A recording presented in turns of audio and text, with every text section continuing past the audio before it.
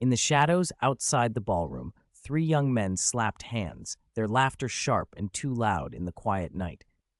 "Ha ha, brothers, we did it." Lucas Walker, the mayor's son, hooked his fist into his friend's chest. Disguising a truck full of paint as a water tanker, driving it into that freak academy, and hooking it up to their sprinklers, pure genius. The two other boys, Marcus, tall and thin, and short, round Tom, laughed with him, faces flushed with the pride of a successful prank. "Let those outcast freaks get some color." Marcus spat at the pavement. "Let them know who runs Jericho Town. A bunch of squatters." Tom's laughter cut off mid-sentence, as if something had clapped a hand over his mouth. His face went the color of plaster, his eyes bulged, and his pupils shrank to pinpricks. He stared past Lucas as a strangled, gurgling sound escaped him. What's wrong?" The smile froze on Lucas's face. Marcus wore the same expression, as if both had seen something crawling straight out of hell. A cold, crawling chill ran up Lucas's spine. He realized the light around them had dimmed. He lowered his head slowly. Their own shadows, stretched by the streetlights, were being swallowed by two larger, distorted shapes. Lucas turned his head with a sick crack in his neck. One shadow was gray, the other pearl white, two massive, hideous creatures lowering their heads. Each had two large, pupilless white eyes that regarded the three men with indifferent cold. A viscous, tar-like substance writhed across their bodies, exuding a nauseating mix of blood and rot. A low, guttural roar rolled out from the gray one. The gray creature opened its great maw, teeth glinting, and let out a violent animal sound. Saliva, viscous as oil, splashed near their feet. "Run!" someone screamed, warped, high, and terrible. Instinct snapped the boys out of paralysis. They scrambled on hands and knees toward the truck pretending to be a water tanker and tumbled into the cab. "Hurry! Start the engine!" Tom howled, sobbing and shaking. "Don't rush me. I know." Lucas's hands trembled so badly he missed the ignition more than once. Outside, Riot and Serum, the two monstrous forms, looked at one another. Riot's arm liquefied and reformed into a massive black bone scythe. With a keen, tearing whistle, it swung at the joint between the cab and the tank. Metal screamed and snapped. The cab shuddered as Lucas finally turned the key, but before anything could happen, the whole cab tore free from the tank with a violent wrench. It lurched forward a short distance on inertia and died.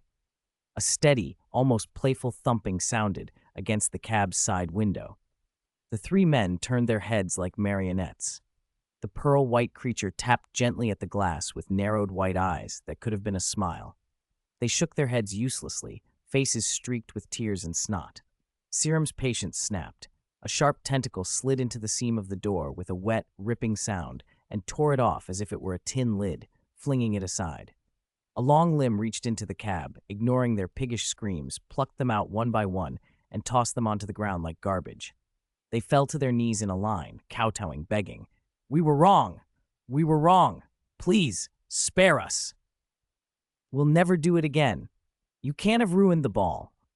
The two monsters roared together, Vic's voice woven through something inhuman. Dozens of viscous appendages twisted into blades and spikes, spears, axes, whips, a moving armory hungering for destruction. Serum's hands clenched. The pearl-white matter that made up its body rippled and flowed like ice. The voices, half their human owner and half something else, were cold. "You don't know you were wrong," they said. "You just know you're about to die." A distant wail of sirens cut through the tension. Police cars screeched to a stop nearby. Doors banged open and officers poured out, led by Detective Donovan Galpin. When Donovan took in the scene, two nightmare creatures, a torn truck, three kneeling boys, his vision tunneled and his pulse spiked. He'd gotten an urgent call from the mayor. His son Lucas had stolen a decommissioned water tanker with two friends and was heading for Nevermore Academy to teach those freaks a lesson. They'd hoped the police would intercept him. Instead, it looked like they'd walked into something far worse. "Vic, Vic," Donovan called, forcing his gun hand steady as the symbiote flesh retracted and sank away like a tide. The beasts folded back into human form, revealing Vic Gray and Vic White standing at the ballroom entrance. The room itself was a mess, red paint smeared across the floor and walls. Both Vics looked icy calm. Donovan blinked, two of them, but that didn't change the fact that he was looking at Vic Gray and Vic White. "You two," he said, trying for authority. We're here to take them. Stolen vehicle, criminal case. The police handle that. The Vicks answered in perfect, synchronized unison, voices dripping with mock politeness. Detective, you've arrived just in time, as always. You can certainly take them, they went on. That's reasonable, lawful, and appropriate. But before that, their gaze swept the three trembling boys at their feet, their tone hard as flint. They must receive their punishment. No, Donovan started reflexively. You can't. It's not just I, the Vicks cut him off, a cold smile splitting their faces. It's us. From within the torn ballroom doors, a crowd slipped out as if answering an invisible command. Principal Larissa Weems led them, her white gown stained in angry red. Dozens of Nevermore students followed, all splashed with viscous paint. Their formal wear was ruined, but the real terror was in their eyes, cold, furious, and absolute. The students answered with the subtle, lethal readiness of trained predators. Fingers curled into claws and arms warped, a green, eerie glow kindled behind some eyes. Sirens unclasped the suppressor necklaces that normally kept their voices in check. Their throats moved as silent sound waves began to warp the air. Gorgons tilted the brims of their hats, the look beneath promising petrification. Da Vinci students made metal and rubble lift and orbit, humming with a dangerous potential. Where necessary, werewolves bared fangs. If you don't accept our conditions... Vic's voice was calm, but every word carried the weight of a threat. Then when one of these three walks out of the police station someday, an accident might happen. Being ripped apart by some lost beast, a low growl suggested, and a werewolf's fangs flashed. Or led by a mysterious hypnotic voice to fall from a rooftop, the sirens indicated with a silent curl of the throat. Maybe seeing something that freezes you forever, the Gorgons implied with a barely perceptible lift of their hats. Or a brick falling from the sky at just the right moment, the Da Vinci students added, making rubble spin faster overhead. Donovan's face flushed with anger and something like fear. Are you threatening the police? Larissa, you're just going to stand there? This was a prank. No, Detective Donovan. Larissa raised her chin.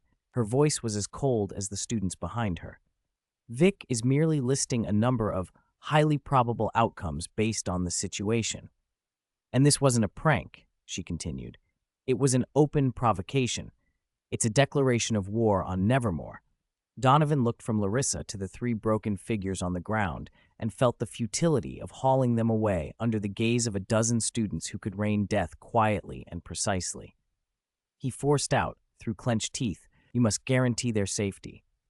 Of course, Detective. Vic's smile was bright and utterly without warmth. I guarantee that they won't be missing even a single hair. He emphasized the last word until it was a promise and a threat in the same breath. Then he turned to the gathered students and raised his voice. Remember, serum heals quickly. Rule 1, don't kill them, but beat them to within an inch of their lives. Like a wave, the students closed in. The pleas and cries were swallowed by the door as Vic shut it. Inside, muffled thuds and choked screams thudded against the wood. Donovan stared at the door, jaw tight, rage and impotence wearing inside him. A rookie officer, hand on his holster, whispered, "Should we force it? Break the door." Donovan snapped and slapped the kid's hand away. Force our way in? Rookie, do you want to die and have the chief hold a memorial while your mother cries and clutches a medal? Put the gun away. Retreat now. The police cars pulled back from Nevermore's gates in a chaotic, hollow retreat. Behind the closed door, the sounds continued, muted, brutal, and a thin film of cold sweat tracked down the spine of every officer who had watched them go. 62. Ceasefire agreement. The early morning mist hadn't yet lifted when three curled, shivering figures were dumped on the stone steps of the Jericho Town police station. Lucas, Marcus, and Tom. There were no obvious cuts or bruises, but their eyes were hollow and vacant, as if whatever had lived behind them had been scraped away. Last night they'd learned the literal meaning of being beaten to within an inch of your life. Fists and boots, raking claws, hypnosis, brief flashes of petrification. Every time one of them slid toward unconsciousness, a gentle energy would thread through them, knitting flesh and bone back together and dragging them back to life. Only so the next round could begin. The cycle of pain and forced recovery had stretched on and on. That slow, repeated breaking was worse than any single savage beating. Pinned to Lucas's collar with a thumbtack was a long parchment list. Itemized compensation for the ruined finery from last night's ball. It ranged from Enid's custom starry blue gradient gown to a certain werewolf classmate's limited edition sneakers covered in paint, every tear, scuff, and stain accounted for. Topping the list, in heavy, conspicuous print, were three exorbitant claims. Whisper of the Night Raven, Victorian antique gown, $185,000. British dark gray checkered custom suit, $12,000. Tears of the Deep Sea, $152,000. A little smiley face had been doodled at the signature line. Beside it, in a neat, sardonic hand, was a note. Friendly reminder, 3-day deadline. If unpaid after that, the next collector who comes might be that one. It has a poor appetite. It prefers to use the debtor themselves to settle the account. When the duty officer found them, the three folded up like startled birds at the sight of a uniform, clinging to one another and babbling for mercy. "Stop hitting us. We won't do it again. We'll pay. Whatever. Please, don't let those monsters come back." Clearly, Nevermore Academy's open correction course had left more than bruises. Nevermore Academy, dormitory wing. Vic rubbed his temples, the throbbing left from the night strain still present. Splitting his mind to manage two sets of impulses, Serum's flood of tender devotion and Riot's surge of destructive possessiveness, had felt like cramming for finals through several all-nighters while a chorus of mandrakes screamed in his ears. The after-effects hung on. "Vic!" Enid called from the doorway. She brightened at the sight of him and, half instinct, almost lunged into his arms, then stopped. A flicker of hesitation crossed her face as she took him in, as if checking that the Vic she loved was still there. Are you my Vic now, or the overbearing one?" A pitch-black, viscous tentacle eased out from Vic's collar, swaying lazily. Venom's voice rasped with a grainy, lazy humor. "Morning, Wolfie. This guy belongs to me now." "Venom, you're finally awake," Enid breathed, relief washing over her. Then the relief wavered into a small, stubborn loneliness. She lowered her head. "So the gentle Vic who belonged to me is gone?" That gentle? Princess, calling Vic, the one whose eyes had been full of open affection, seemed to have faded with the potion's peak. Seeing her deflate, Vic moved forward with the effortless elegance that always came so naturally to him. He took her hand, bowed his head, and pressed a soft kiss to the back of it. When he looked up, the usual manic light in his eyes was there, but threaded through it now was a clear, unwavering tenderness.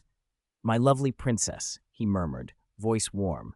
"I still belong to you. I never left." Enid blinked. "But the potion's worn off, hasn't it? Serum and Riot, aren't they gone?"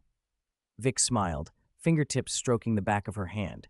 "The potion and the symbiote didn't invent how I feel. Serum only amplified the love and tenderness already inside me. Riot magnified my possessiveness and protectiveness. The effects faded, but they didn't erase what they revealed. They made me understand with certainty what you and Wednesday mean to me." His expression shifted. Beneath the whimsical, dangerous light that usually danced in his eyes, two fires burned now. One a reverent, gentle love, the other an aggressive, absolute possessiveness. The combination was more frightening than either of the extremes alone. Madness and devotion hung together so clearly that it sharpened him into something more potent than the Vic she'd known before. Enid's eyes flooded red, but the tears turned into a bright, disbelieving laugh. "That's a terrible way to confess," she said, punching his shoulder between giggles and sobs. "But fine. If it's you, I don't care." She turned then to Wednesday, who had been standing silently, taking everything in with her usual austere stillness. Enid's challenge flared back to life. "But Wednesday, this war isn't over. I'm not giving him up." Wednesday turned her head slowly. Her face, typically a mask of cold calm, registered the faintest glint of interest, like someone who had found a puzzle worth solving. Her gaze skimmed Vic, noting the raw hunger and adoration in his eyes, then rested on Enid's defiantly lit face. "That is obvious." Her voice was level, chillingly sure. "Mr. Vic's sudden honesty and his astonishing greed are somewhat beyond my expectations, but for this unique trophy, I intend to be the first and the last to complete the appraisal." The dormitory air tightened as two wills ignited, Enid's refusal to yield and Wednesday's absolute determination. From the middle of it all, Vic's smile widened until it bordered on manic. He reached out, pulling both girls in with casual certainty. Arguing is meaningless, my ladies, he said lightly, as if stating a law. The order of tasting never changes ownership of the feast. He let his gaze drift over Enid's parted lips and Wednesday's unresisting face. His smile grew bolder. Because this feast, and I, who host it, will only always ever want to belong to you. Venom popped his head out of the collar, his large white eyes rolling as he let out a flat mumble. Oh, here we go again. Those lines are so cheesy I want to puke chocolate. He didn't recoil. If anything, he gave a silent, ambiguous thumbs up. Enid's cheeks flamed scarlet. Wednesday's lashes trembled, an almost imperceptible softening at the corners of her tightly pressed lips. The war wasn't over, but in his own singularly mad and sincere way, Vic had won something for now. Not peace, exactly, but a complicated ceasefire. 63. Two kinds of kisses. In the days that followed, a rare peace settled over Nevermore Academy. There were no explosions, no monster attacks, and no new murder mysteries. Even the wind through the trees seemed a little gentler. After Vic's brazen confession, whatever had been between him and the two girls had leapt forward. Enid launched a direct, sunny offensive, warm, straightforward, and gradually more physical. What started as tentative hand-holding became natural embraces, and now she'd even begun slipping quick, chocolate-scented kisses onto his cheek while he buried himself in 1,000 magical potions, from beginner to burial. After each kiss, she would dart away, cheeks aflame, eyes sparkling like a little bear that had stolen honey, joyful, shy, and just a touch smug. Vic would touch the place she'd kissed him, return a goofy, radiant grin, and feel his heart beat a fraction fast. The serum's effects had faded, but the warmth it had amplified lingered vividly. Compared to Enid's sunshine approach, however, Wednesday Addams's style was far more destructive, literally. "Wednesday, what are you doing?" Enid screamed, shattering the dormitory's quiet. Without warning, Wednesday grabbed Vic's shirt collar and yanked. He was off balance and hunched over before he could react. Wednesday went up on her toes and, precise and undeniable, sealed his lips with hers. It wasn't the tentative press of Enid's kisses. It was a decisive Gothic proclamation, brief, forceful, and almost clinical, as if she were noting an experimental result. Vic's mind went blank. Every practiced line, every idle flirtation evaporated. He could make out the faint fuzz on Wednesday's pale cheek, the dry scent of old books and withered roses on her breath, the tiny tremor of her lashes. With zero practical experience, he stood frozen, fingertips useless. Wednesday released him, stepped back a half pace, and studied his dazed expression. She lifted a finger to dab the corner of her mouth and spoke in her usual deadpan, report-like voice. Undoubtedly, direct kissing is an effective way to express emotion and establish ownership, though it is highly unhygienic from a microbiological perspective. Her gaze swept Vic's blank face. For a fraction of a second, the corner of her mouth quirked, an almost imperceptible sign of satisfaction.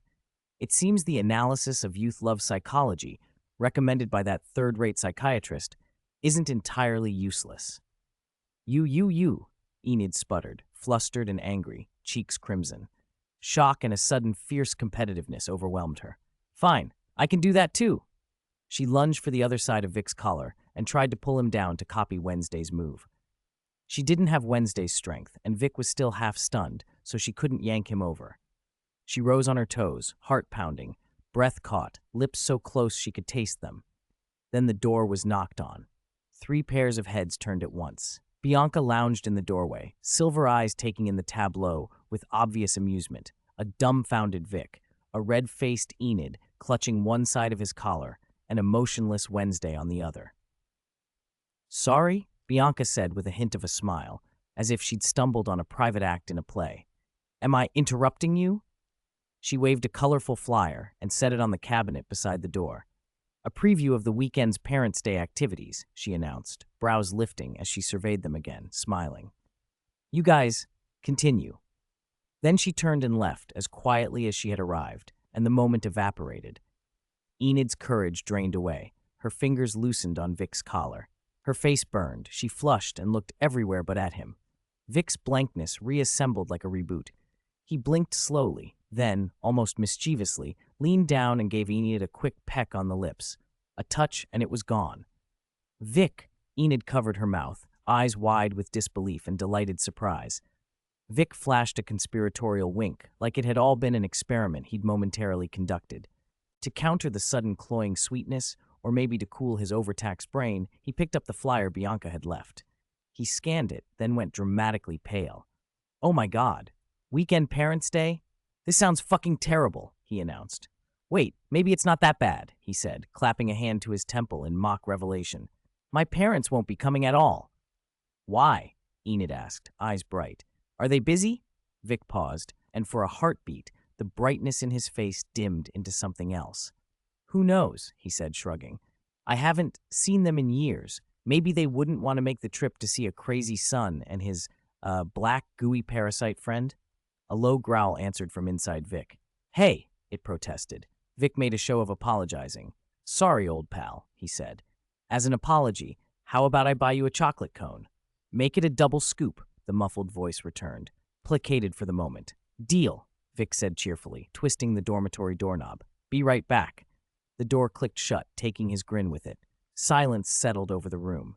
Enid frowned slightly, still watching the closed door with a mix of confusion and worry. She glanced at Wednesday, unusually quiet, and said softly, "He just—" "A low-level change of subject," Wednesday cut in, flat and without emotion.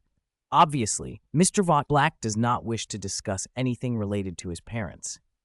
Enid hesitated, then lowered her voice. But even when he was smiling just now, his eyes looked like they were crying. Wednesday paused, her hand lingering as she adjusted her black mesh gloves. She didn't dispute it. She turned toward the perpetually overcast sky above Nevermore and watched the clouds. The dormitory was quiet again, except for the faint rustle of wind outside and the tiny, satisfied mumbles from the symbiote appeased, at least for the moment, by the promise of ice cream. Outside, Vic leaned his head back against the door in the hallway, the grin he'd left with gone. The expression he wore now was empty and tired. He breathed deeply, closed his eyes, and when he opened them, he'd already pushed the vulnerability back down. He smoothed on a silly smile and walked toward the Academy's convenience store, muttering to himself as if it were the only thing that mattered. Double scoop chocolate cone. 64. Determination to protect Wednesday pursed her lips and opened the door. "Where are you going?" Enid asked, her voice still threaded with worry for Vic. "To ask Principal Larissa." Wednesday didn't hesitate. Her answer was blunt and cold. As Vic's aunt, she definitely knows something. "Wait," Enid protested, quickening her pace to follow. "But Vic didn't tell us himself. Maybe he doesn't want us to know." At the end of the corridor, Wednesday stopped and turned. Her dark eyes swept over Enid. She raised an eyebrow. "You can stay here. Rest assured." She paused, her tone edged with near-cruel honesty. "I won't tell you what I find out afterward, either." Then she continued toward the principal's office. Enid froze for a beat, then jogged after her. Hearing footsteps behind her, Wednesday didn't look back. She only slowed by half a step. "What?" she asked, steady and flat. "Did you change your mind?" "I just want to understand Vic better," Enid said, head bowed, voice small but determined. The principal's office door stood ajar. Miss Larissa Weems sat behind her desk, frowning at a checklist on a glowing tablet, fingers scrolling quickly. She looked anxious, preparing for the upcoming weekend Parents' Day. A knock sounded, but before she could say, "Come in," the door was pushed open, and Wednesday walked straight in, Enid close behind, eyes worried but resolute. "Miss Addams, Miss Sinclair." Larissa lifted her gaze from the screen and rubbed her brow, exhaustion in the gesture. "Is there something you need, coming to see me at this hour?" "We want to know about Vic's parents," Wednesday said without preamble. When Vic mentioned them today, his expression wasn't right. Enid added, voice soft and hands clasped, "He's changed. We want to understand why." Larissa sighed and leaned back. "Girls, this isn't something you can meddle in." Wednesday said nothing. She pulled out a high-backed chair across from the desk and sat, hands folded, staring at the principal until it was clear she would not leave. Enid glanced between Larissa and Wednesday, then summoned the courage to take a chair as well, her posture far less composed. Larissa looked at them, two different girls with the same purpose, and after a moment seemed to concede. She picked up a bone china teacup and took a sip of slightly cool tea. "All right," she said. "I'll make it short. Simply put, when Vic was very young, his parents lost him. Enid made a small, shocked sound. Wednesday's lashes flickered. Larissa continued, voice complicated. 2 years later, he came back on his own, but he wasn't the same. He was erratic, and he was always accompanied by a small, black, gooey creature. What was harder for them to accept was that he seemed closer to that little black thing than to his own parents, Larissa said. Crushed by guilt and afraid, they called me, begging Nevermore to take him in. The phrase they used was take him in. It sounded like they were talking about putting away a dangerous object, not about their son, she added. Bitterness threaded through the words. They hoped that in a place full of outcasts, Vic might seem more normal. What? Enid shot up so fast her chair scraped. They tried to abandon him? Again? How could they do that? Her voice trembled between anger and disbelief. She couldn't imagine the teenager who had escaped a hellish lab, returned wounded, finding his parents preparing to discard him again. It was cruelty worse than physical harm. They don't deserve to be parents. Wednesday's reply was cool and cutting, but something colder flashed in her dark eyes. Though her mother was overbearing, Wednesday had never doubted her parents' fierce, if odd, love for her and Pugsley. Not discarding. They wanted to have him placed here. Fine, she said. Seeing Enid so upset, Larissa shifted. Essentially, it was the same thing. In any case, Vic understood. He jumped out of the car and ran. That run lasted 10 years. It wasn't until a few months ago that he called me, asking if Nevermore still needed an erratic student and a small black gooey creature that likes chocolate. Silence filled the office. Larissa looked at them both. Do you understand now? Vic likes you. That feeling is genuine and fierce. You might be able to fill some of his holes, to an extent. But some things, like the unconditional acceptance and care that should come from a birth family, no outsider can replace. She stood, signaling the conversation was over.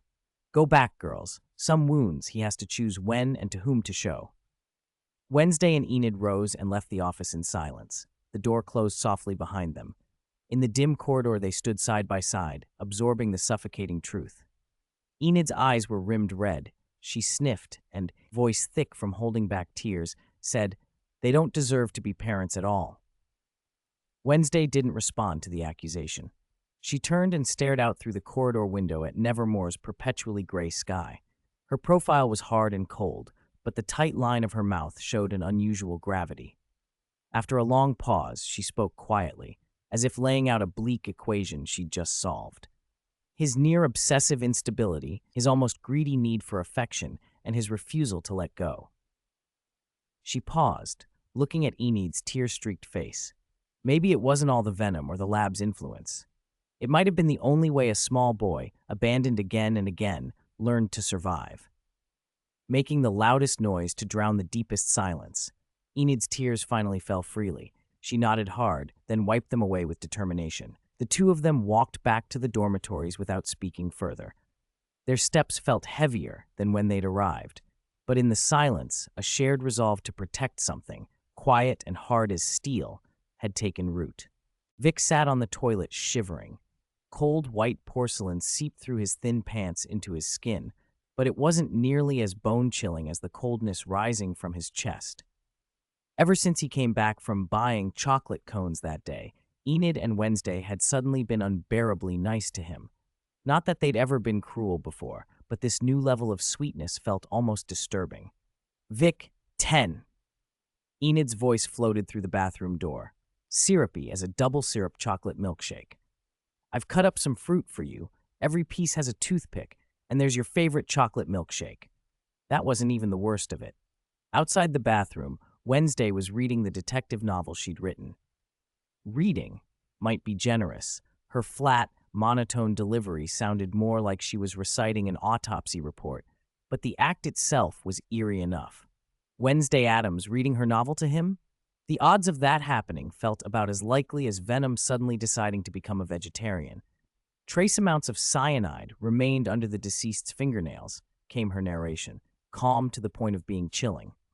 Venom extruded a small blob of black mass from his shoulder, his white eyes wide and round. Know what this reminds me of? He said. In that ancient eastern country, before slaughtering a pig for the new year, people feed it until it's full.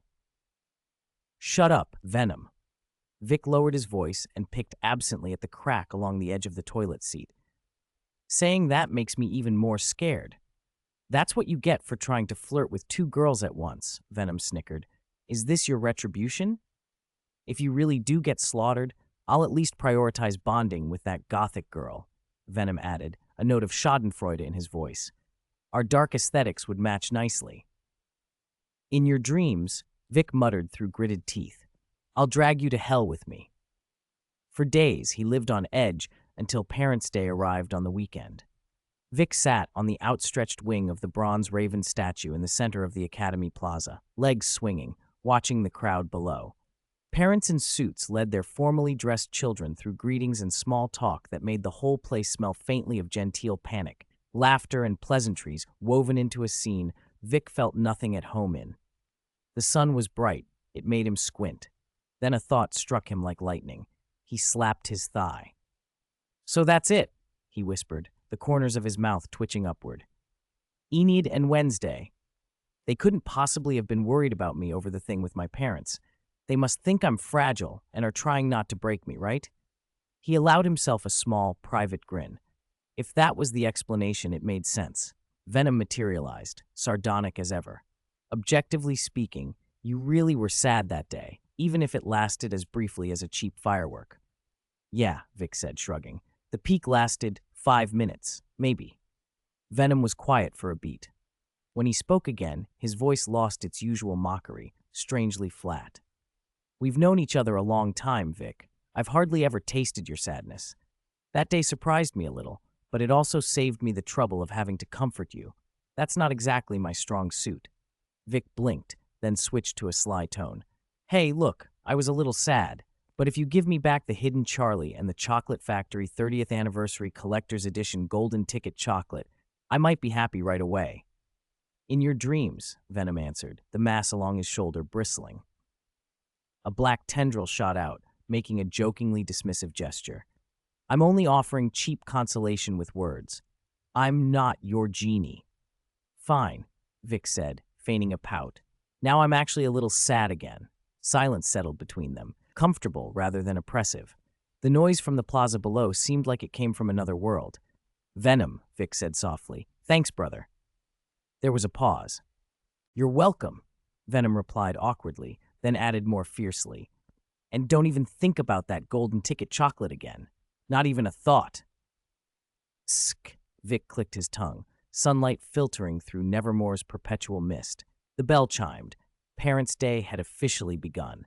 Vic hopped off the raven's wing, putting his bright, carefree smile back on for the world as he readied himself for whatever chaos the day might bring. The plaza buzzed. Enid was wrapped in a hug from her mother, Esther. Her father, Murray, stood nearby with a proud, rare smile. Oh, Enid, my 10 daughter, Esther cooed, brushing a fingertip across her daughter's cheek. Principal Larissa told us everything. You won the Poe Cup, and you even let out a very infectious 11. You're expected to shift during the next full moon. Your father and I are so proud. Murray nodded, warmth in his eyes. The Sinclair family is proud of you. Enid's cheeks warmed. This recognition from her parents was something she'd wanted for a long time. Esther's eyes swept the crowded plaza, then narrowed with playful curiosity. Principal Larissa said it was a boy who gave you courage and triggered your bloodline? Where is that boy? Can you introduce him to your mother? Enid went beet red, her ears hot. Introduce him to her parents? Now? Her heart thudded. She scanned the plaza, and her gaze snapped toward the bronze raven's wing. Only a moment ago, Vic had been up there, legs swinging. Now the wing was empty. She craned her neck over the crowd and finally spotted him under the shade of an oak at the plaza's edge. He was half squatting, holding a slightly scuffed plastic frisbee he'd clearly found somewhere. Carl, Enid's youngest brother, the shy boy with fluffy curly hair, stared at the frisbee like a pup, eyes shining with excitement. Ready, little Carl? Vic called with a grin. He flicked his wrist. The frisbee arced smoothly through the air. Carl let out a delighted, almost whining yelp and lunged, catching it in his mouth before it hit the ground. Then, as if wagging an invisible tail, he trotted back and stuffed the frisbee into Vic's hand, rubbing his furry head against Vic's palm. Good boy, Vic laughed, and without hesitation ruffled Carl's hair, making his curls look even more untamed. Carl purred contentedly and burrowed into Vic's arms like he'd found the coziest place on earth. Enid watched, stunned, and then startled into horror. Her other brothers, tall and broad, were lined up beside them, faces practically shouting, "Is it my turn yet?" They waited eagerly, like children vying for a favorite babysitter. It was as if Vic were a professional pet groomer, or a master for. Enid's expression froze. That's my brother, not a dog.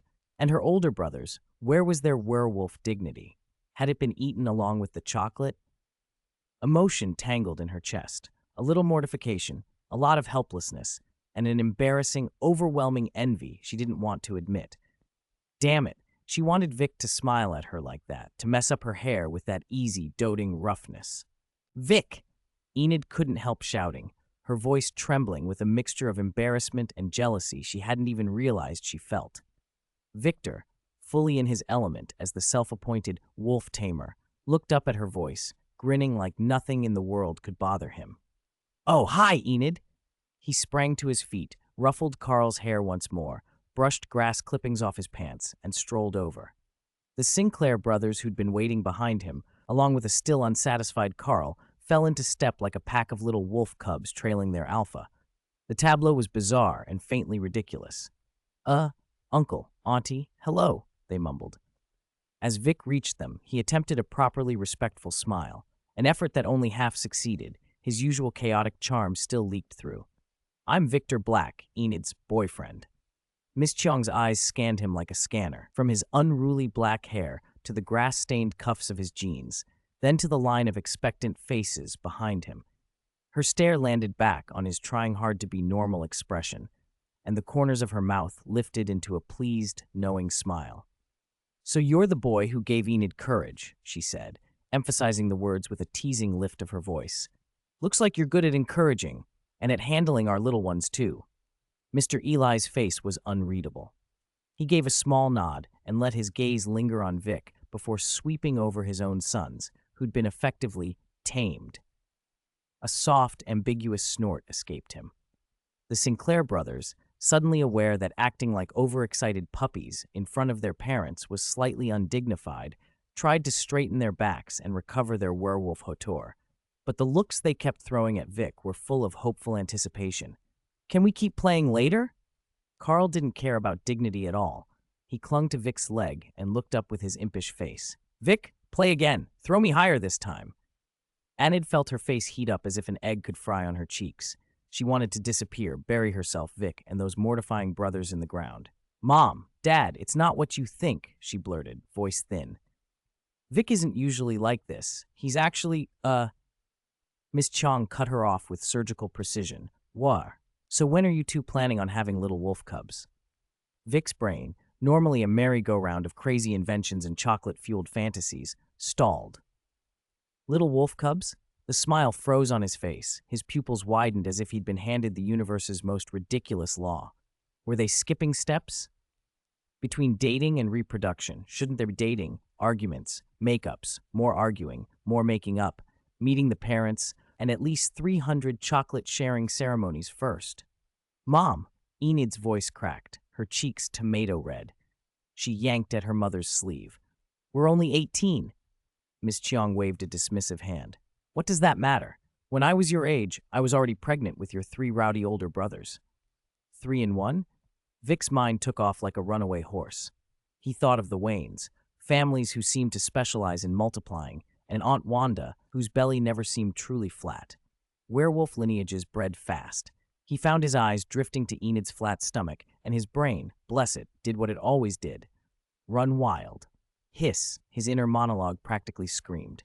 An army of cubs, formula, teething sticks, dens, future school fees, trouble they might get into. Do we need to buy guns for self-defense? His expression turned suddenly serious as he began a rapid-fire, absurdly detailed financial audit. The profits from his arms business were decent, but could they sustain a reinforced regiment of wolf cubs? Maybe he should expand, monopolize Nevermore's chocolate supply, design explosive candy for tots. Options spiraled in his head.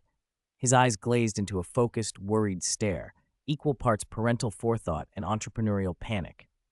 Enid noticed and snapped, covering her abdomen with her hands in mortification. "Vic, What? What filthy things are you thinking about in your head? How much formula money I need to earn to raise a litter of wolf cubs so they don't go hungry, Vic said before he could stop himself, totally lost in his mental spreadsheet. The air froze. Enid went absolutely pale. Miss Kyong raised an eyebrow. Mr. Eli emitted that soft, ambiguous snort again. That I mean is. Vic snapped back to reality when he saw Enid's face going full murder. Cold sweat broke out on him as he tried to patch things up. I mean, future planning, long-term, sustainable development. Miss Chiang grabbed his arm with a strong, approving grip and beamed. Oh, good boy. That's responsible. Planning for a rainy day. Tell me, how much do you have in savings? Is it enough for a down payment or an initial investment? In the last few months, maybe about $100,000.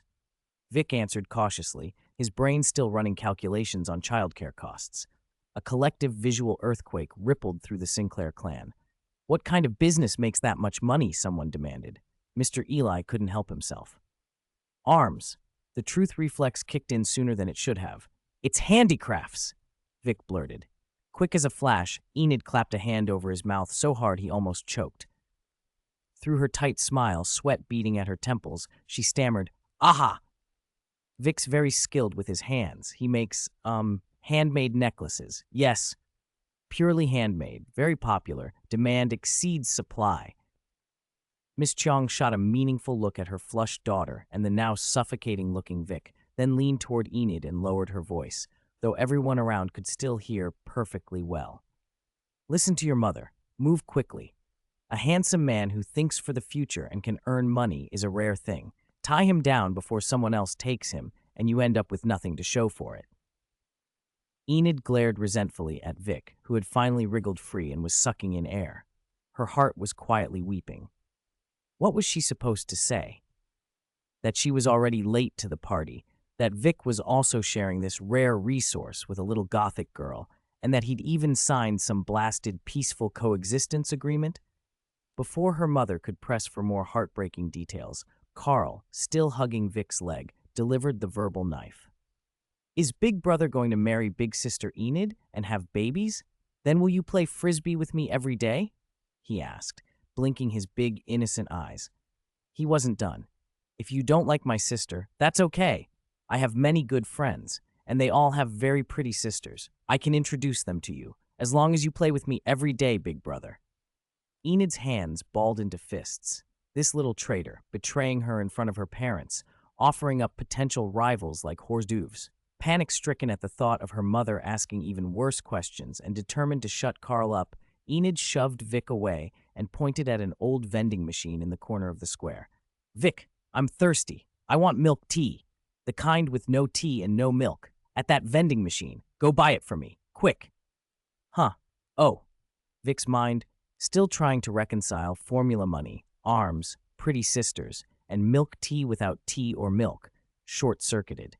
He nodded like a robot given an order, then wobbled off toward the lonely vending machine. 67. Vic's Parents' Day Survival Report. Vic plucked a can of cola from the vending machine. Milk tea with no tea and no milk. That's just sweet water, right? A sugary drink couldn't possibly hurt. He grinned smugly at his own brilliance and took a sip. A calm, elegant voice floated over him. Vic looked up to see Morticia Addams gliding toward him, her dark gown like solidified midnight. Behind her trailed an expressionless Wednesday, an excited Gomez rubbing his hands together, and Pugsley clutching a severed hand. Mr. Black, I believe this is our second meeting, Morticia said. Vic plastered on his trademark, slightly over-the-top, brilliant smile. Mrs. Addams, you are as beautiful as ever, like a black rose blooming in a cemetery. Morticia's lips curved in a faint, genuinely pleased smile. You have such a sweet mouth, child. No wonder Wednesday likes you. She extended her gloved right hand. Vic was about to bow and kiss it when a cold look from the corner of his eye stopped him. Wednesday was staring straight at him, her eyes deep and icy, daring him to make the wrong move and promising he'd end up on her dissection table the next second. Panic and disbelief warred inside him. Jealous of her own mother? Cute in a terrifying way. Vic recovered himself and only brushed the tips of Morticia's fingers with an extremely polite touch. It is my honor, madam. Morticia glanced back at her daughter and smiled with a knowing tilt. Wednesday has always been territorial. I am surprised she would be willing to share you. The words hit Vic like lightning. His grin froze, alarms blaring in his head. Emergency. Caught two-timing by the girl's mother. No countermeasures available. Recommendation, self-destruct or initiate time reversal. Well, Vic's mouth betrayed him. His words sputtered as his eyes darted wildly and sweat formed at his temples. Morticia, seemingly oblivious to his meltdown, continued in her soft, sing-song voice. But that is irrelevant. I would never interfere with Wednesday's choices. A short, mocking snort came from Wednesday. Vic. Morticia's tone slid back into seriousness. Thank you for saving Wednesday. At the Harvest Festival and in the Assembly Hall. When she awakened her abilities, I knew this day might come. The Addams family's crow always attracts vultures. Vic whipped his head to glance at Wednesday. His look screamed, How did your mother know about a ghost in the house? Wednesday's brow twitched almost imperceptibly. Her reply was a look. Obviously. And this ghost is high level. Both their gazes drifted to the floor, landing on Thing, who was attempting a stealthy retreat by inching along with its pinky. Morticia bent gracefully, scooped the playing dead thing into her palm, and stroked the back of its hand. Don't blame him, she said. A mother must know her child's safety, especially when your child is a conspicuous crow, not a harmless dove. Thing pressed against her palm obediently, avoiding Vic and Wednesday. Morticia looked up at Vic again.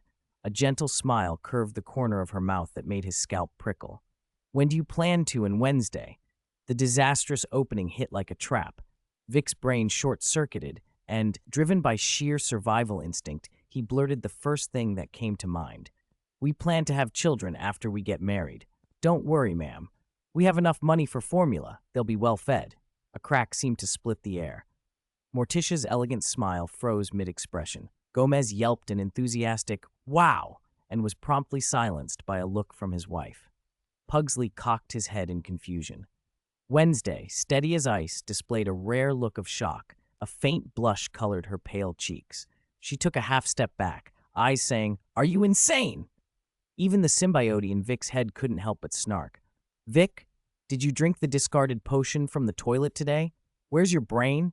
Clogged with chocolate? Morticia cleared her throat and regained her composure, though her voice carried a faintly peculiar note.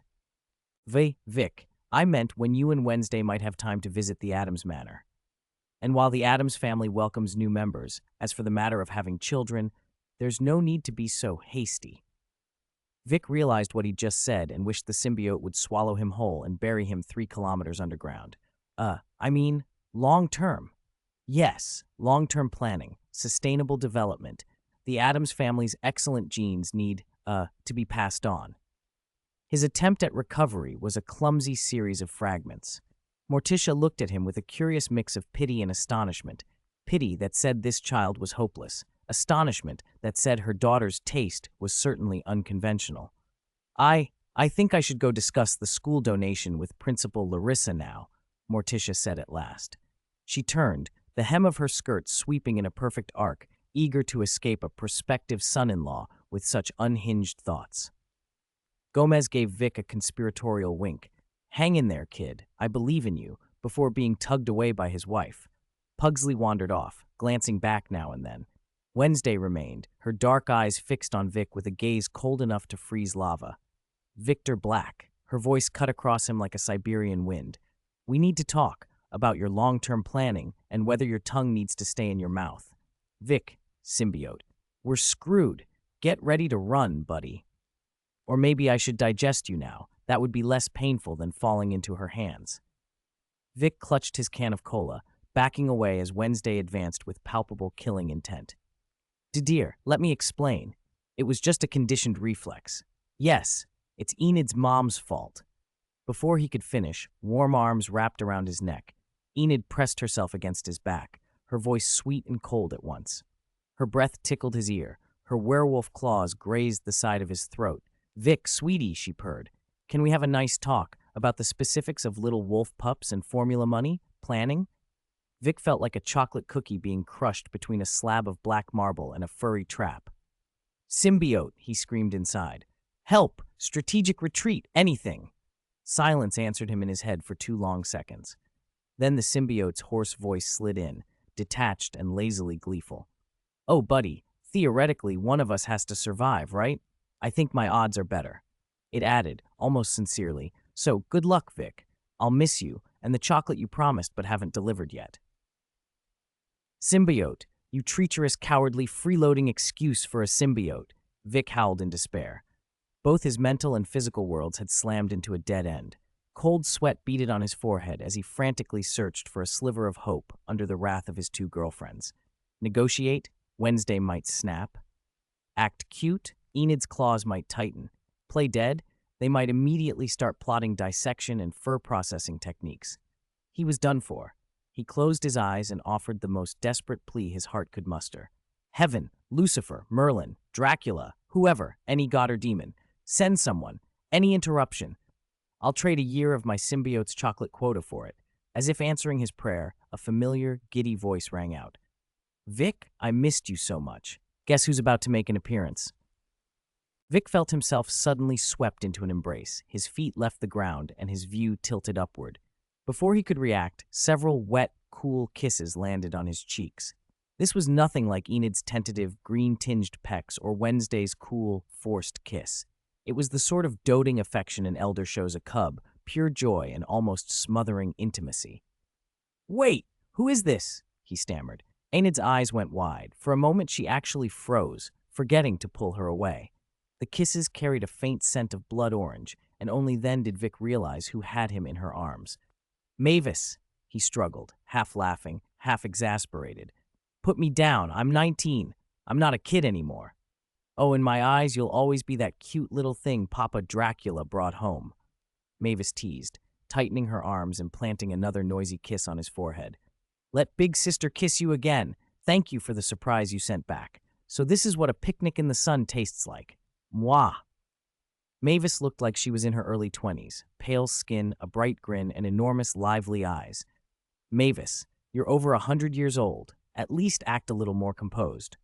Despite his protest, Vic's smile lit up in a way neither Enid nor Wednesday had ever seen. Open, unguarded, genuinely happy. It was the kind of smile that made both girls feel an odd flicker of jealousy before they even realized it. "Mavis?" Enid said slowly, remembering that Vic had once mentioned the elf inn where he'd been taken in. Childhood friends? A century-old childhood friendship? Panic shot through Enid. "Calm down, Sinclair," Wednesday said coldly, sharp as ever. "Use whatever is left of that brain of yours. Age and how long you've known someone don't automatically mean romance. Don't be a jumpy golden retriever." At that moment, a tiny furry bat crawled sleepily out of Mavis's collar, rubbed its eyes with its jewel-like claws, and lit up at the sight of Vic. With a tiny poof of smoke, it transformed into a plump 4- or 5-year-old boy with fluffy red curls who landed perfectly in Vic's arms. The little boy reached up, wrapped chubby arms around Vic's neck, and squealed in a sweet high voice, "Dad!" Enid nearly passed out on the spot. Wednesday caught her before she collapsed, amusement plain in her tone. "Look closely, Sinclair. Then try to think. Could 2 pale, black-haired people produce a red-headed child? Has genetics abandoned us?" Vic hurried to correct the child. "Dennis, I've told you 100 times. You call me Godfather. Understand? Godfather." Dennis blinked, considering the new word, then repeated it with cheerful seriousness. "Godfather." "Oh, so you're my godfather," Enid breathed, relief flooding her. She patted her chest. "Thank goodness. You scared me to death." Mavis giggled as she set Vic down and ruffled Dennis's curls. "That's right. Vic is Dennis's most favorite godfather. Right, Dennis?" "Mmm." Dennis nodded eagerly and planted a sticky kiss on Vic's cheek. Mavis blinked at the 2 young women standing nearby and flashed an even brighter, teasing grin. "So, which of these lovely ladies is my godson's little girlfriend? Or maybe both," Vic declared, puffing up with that maddening, proud smile. Instant reaction. Enid's nails dug into his arm. Wednesday's shoe flicked his shin. Vic grimaced, but didn't lose his grin. "Oh my God," Mavis said in mock horror, covering her face as if in tears. Her shoulders shook theatrically, but her eyes sparkled wildly. "The little boy I raised actually turned into a little flirt. This is my failure as a guardian. Oh." She let her hands fall, revealing not sadness but a mischievous smirk. "No, this is just fantastic." she crooned, winking at Vic. In the next breath, she slipped between Wednesday and Enid and hugged them both as if they'd been sisters for years. Even if Big Sister accidentally raised little Vic into a bit of a troublemaker, she lowered her voice conspiratorially. It's undeniable that our Vic is charming, right? That knack for getting into trouble, that maddening, lovable chaos. Enid's face flushed a deep red. Steam practically rose off her head. Even the usually unflappable Wednesday looked slightly off balance, her throat bobbing as if swallowing something hot. "Give it a rest, Mavis," Vic called, holding Dennis to one side. "You're the one who grabbed How to Raise a Familiar from Beginner to Master instead of the Basic Care Manual for Human Offspring," he accused. "You kept saying the covers looked similar." The truth came out, and Enid and Wednesday's eyes locked on Mavis, incredulous. Enid internally gave her a thumbs up. Well played. Wednesday's mouth twitched almost imperceptibly. Mavis wasn't embarrassed. She beamed proudly and tightened her hold on her two charges. "Humph, if it weren't for my tailored teaching back then, with your wild streaks, could you have managed to end up with two such excellent, beautiful girls?" "You were the lucky one," she crowed. Vic tried to spread himself out, slipping his arms around the group and flashing a triumphant victory sign. "Exactly. I hit the jackpot." Then a thought struck him. "Wait, how did you find me? I covered the address on the packages." Mavis's eyes went sly. "You're too dramatic. You hadn't been in touch for months. Everyone was worried. Lucky for you, I found the clothes you'd changed out of before." "Clothes?" Vic trailed off, realization dawning. "Oh no, Wednesday." A crisp, cheerful voice answered from above. A little wolf girl in a pink dress, about Dennis's size, leapt down from a nearby branch like a mischievous kitten and landed on top of Vic's head. Her furry ears twitched and her tail wagged as she shouted in an adorably sweet voice, "Did you miss me, Uncle Vic?" She settled comfortably into Vic's messy black hair, legs dangling in front of his eyes. So there he was, a little wolf girl on his head, a squirming red-haired boy in his arms, a grinning Mavis at his side, and Wednesday and Enid standing across from him. Vic blinked and let that wide, peaceful smile shine. Surrounded by a makeshift family, he felt like he had everything he could want. 69. I'm gonna cheat. So nobody missed me. When the danger had clearly passed, Venom poked his shiny black head out. The instant the slick, obsidian face appeared, Dennis and Wednesday shrieked with joy. "Venom!" The two kids abandoned Vic in a flash, like nimble little tree monkeys. One scrambled up Vic's body toward the symbiote. The other launched herself from the top of his head and latched onto Venom's writhing black tendril. "Big swing! Big swing!" Dennis and Wednesday acted spoiled in perfect unison, faces bright with anticipation. Venom emitted a low, pleasant laugh, a rasp like sandpaper rubbing against sandpaper, and two thick black tendrils shot out. One cradled Dennis, the other supported Wednesday, then both began to spin with dizzying speed. Whoosh, whoosh. He swung them like a pair of delighted, screaming tops, a human-sized swing made of living darkness. Their gleeful screams and laughter filled the square. Blended with Venom's inhuman chuckle, it made a bizarre but strangely harmonious little symphony. The other parents, still mid-conversation, stood stunned, some clutching champagne glasses as though they might slip. A few conservative mothers reflexively pulled their children behind them. Enid and Mavis widened their eyes, watching the huge, grotesque black creature play with the two kids with uncanny gentleness and patience, expressions of dumbfounded surprise on their faces.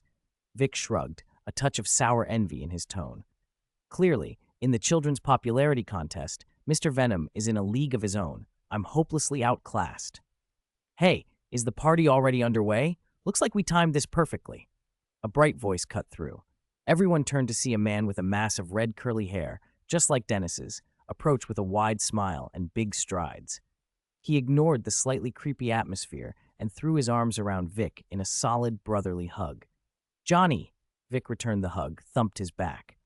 "Long time no see, brother." Johnny spun around, eyes sparkling as he took in Nevermore Academy's Gothic, otherworldly campus. "Whoa! This place is awesome. Dark, mysterious, monsters everywhere, even cooler than our inn." Mavis face-palmed at that. "Oh, Johnny, don't say that. If Dad heard you trash-talking his beloved elf inn, he'd nag you for a week." Wednesday's gaze flicked between Johnny's conspicuous red hair and Dennis's red curls as she delivered a flat, sharp observation. An obvious and overwhelming hereditary manifestation. His genetic aggressiveness is like a stubborn visual contagion. Johnny seemed blissfully unaware of the barb and just ruffled his curls proudly. Thanks. I think my son takes after me. Very handsome. He looked at his son, enjoying himself, and a sudden idea lit his face. Hey, what do you all think about Dennis coming to school here someday? I bet he'd fit in perfectly. Dennis screamed with delight from Venom's tendril. Yay! Yay! I can go to school with Godfather Vic and play with Venom every day. Wednesday, hanging nearby, kicked her legs excitedly. Dennis, I can go to school with you. I'll protect you. Vic watched Wednesday laughing on Venom's swinging tendril, and a sly, amused smile crossed his face. What scheme are you brewing now that's either against school rules or possibly federal law? Wednesday's eyes narrowed. She knew Vic well enough to recognize that his thoughts never followed a normal path. Ever since we embarrassed the police at the last dance, Vic sneered a little, the already fragile cooperation with those bureaucrats has snapped. They still haven't returned the DNA analysis for that damn hide claw. The investigation is stalled. So, he snapped his fingers, a wild gleam in his eyes. I'm done playing their inefficient old-fashioned detective game. I'm going to cheat. Cheat. Wednesday raised an eyebrow at the gaming slang, but context made the meaning clear. Just watch, Vic said with a confident, exaggerated wink. Let me show you the difference between an ordinary player and a pay-to-win, or cheating player. He plucked the little wolf girl Wednesday from Venom's tendril and set her gently on the ground. Then he squatted to look her in the eye. Hey, my little wolf nose. Vic's tone turned coaxing. Wanted to do your Uncle Vic a small favor? A little favor only your very special nose can do. Wednesday's big eyes blinked. Her brows climbed in a clever, innocent way. She reached up and rubbed her thumb and forefinger together, an international sign for payment. Of course, Uncle Vic, she sang in an overly sweet voice, but her eyes were sharp and shrewd. Depends on the favor and payment. Vic exploded into laughter. You little schemer. You won't take the slightest loss. Fine, fine. He reached into Venom's shadowy form and pulled out an astonishing crown that flashed like sunlight on a mirror. It was densely set with perfectly cut diamonds and brilliant gemstones, the work of an expert hand, ancient and noble in aura. Wednesday's eyes went wide as saucers, her mouth forming an O. Even she, usually indifferent to sparkles, was transfixed. The Queen of England's crown? Enid, who knew a thing or two about jewelry, blurted. This craftsmanship is incredible. Is it a museum-grade replica? It looks authentic, she added. Wednesday's reaction was more intimate. She cradled the heavy crown and leaned in, not to peer at the gems, but to sniff. Her small nose twitched as she caught faint traces of age and perfume clinging to the gold and the settings. After a few seconds, she snapped her head back, eyes wider than before, awe written across her face. It's real. It's the actual one. It even smells faintly of Queen Victoria's hair oil. Uncle Vic, you're amazing. How on earth did you get that? Vic instantly contorted into a parody of agony, clutching his chest. Don't ask. I traded a whole crate of limited edition, out-of-print super deluxe chocolate no one can buy with money, to a gang of noisy, blue-overalled technical geniuses called minions I couldn't understand. My heart still bleeds. He resumed his smile and handed the crown to Wednesday. It's yours, little princess. Payment in advance. Now can you do my tiny favor? Wednesday hugged the oversized crown, face flushed, and nodded vigorously. Yes. Tell me, Uncle Vic, what should I smell? Even if it's a scent from 100 years ago, I'll try. Vic produced a sealed evidence bag from his pocket. Inside was a jagged, hideous, dark yellow claw, the key piece of evidence left by the hide monster. Smell this. He held the claw up to Wednesday's nose. Help me find whoever has the closest and strongest scent match to this claw. This should be a piece of cake for my super little nose. Puffed with confidence, Wednesday brought the claw to her face and took a careful, professional breath. The image of her small form earnestly sniffing a gruesome piece of evidence created an oddly endearing contrast. 70. The scent of the murderer. Wednesday padded over to Vic and stopped at his side, her little nose twitching toward the hide's claw. Her voice was calm, with just the faintest edge of doubt. I don't doubt for a second that you could steal the Queen of England's crown, she said, But can this little one identify the real thing by scent alone? Vic smiled, smug, and lowered his voice. Heh, it's a Wayne family secret technique, and she's the best at it. Her nose is more sensitive than the finest mass spectrometer. Wait, the Wayne family? Enid, standing nearby, clapped a hand over her mouth in shock, eyes wide. That legendary five couple? Living legends of the werewolf world? I've seen their picture in a werewolf history book. I always thought Wednesday was just a prodigy who shifted early. I never imagined she was pureblood. Exactly. Vic nodded, pride showing in his eyes for the little wolf. Her situation is the opposite of yours. She has to wait until she grows up and her powers stabilize before she can hold a human form, while Wayne family members prefer to stay in wolf form. Enid tried to process the revelation and suddenly remembered what Vic had said earlier. So when you said the Dracula family took you in? A natural smile curved Vic's mouth. Besides Count Dracula himself, what other vampire would have the nerve to use that title?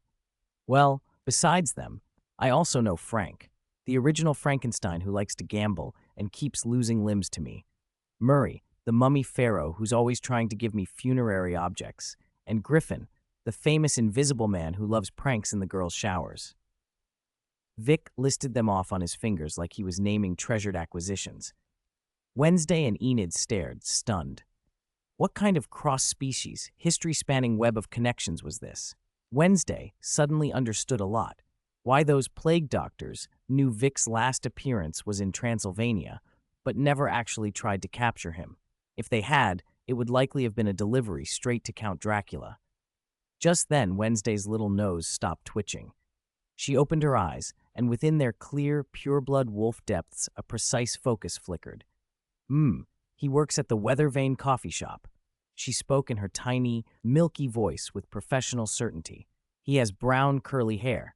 The smell of blood on him is faintly masked by coffee beans, but he has killed at least 7 people over the past few months. Oh, I smelled the name on the crumpled paycheck in his pocket. Tyler Galpin. Even Wednesday's perpetually impassive face faltered. She whipped her head around to Vic, her dark pupils screaming. You can smell that? The ability was simply more convenient and direct than her levim. Vic grinned like he was sharing a secret and shrugged. That's why it's called a secret technique. Wednesday shot a disparaging look at Enid. Her sharp-tongued instinct surfaced again. Both werewolves. Tsk-tsk. Enid's fur prickled like a cat's when its tail is stepped on, and her cheeks flushed.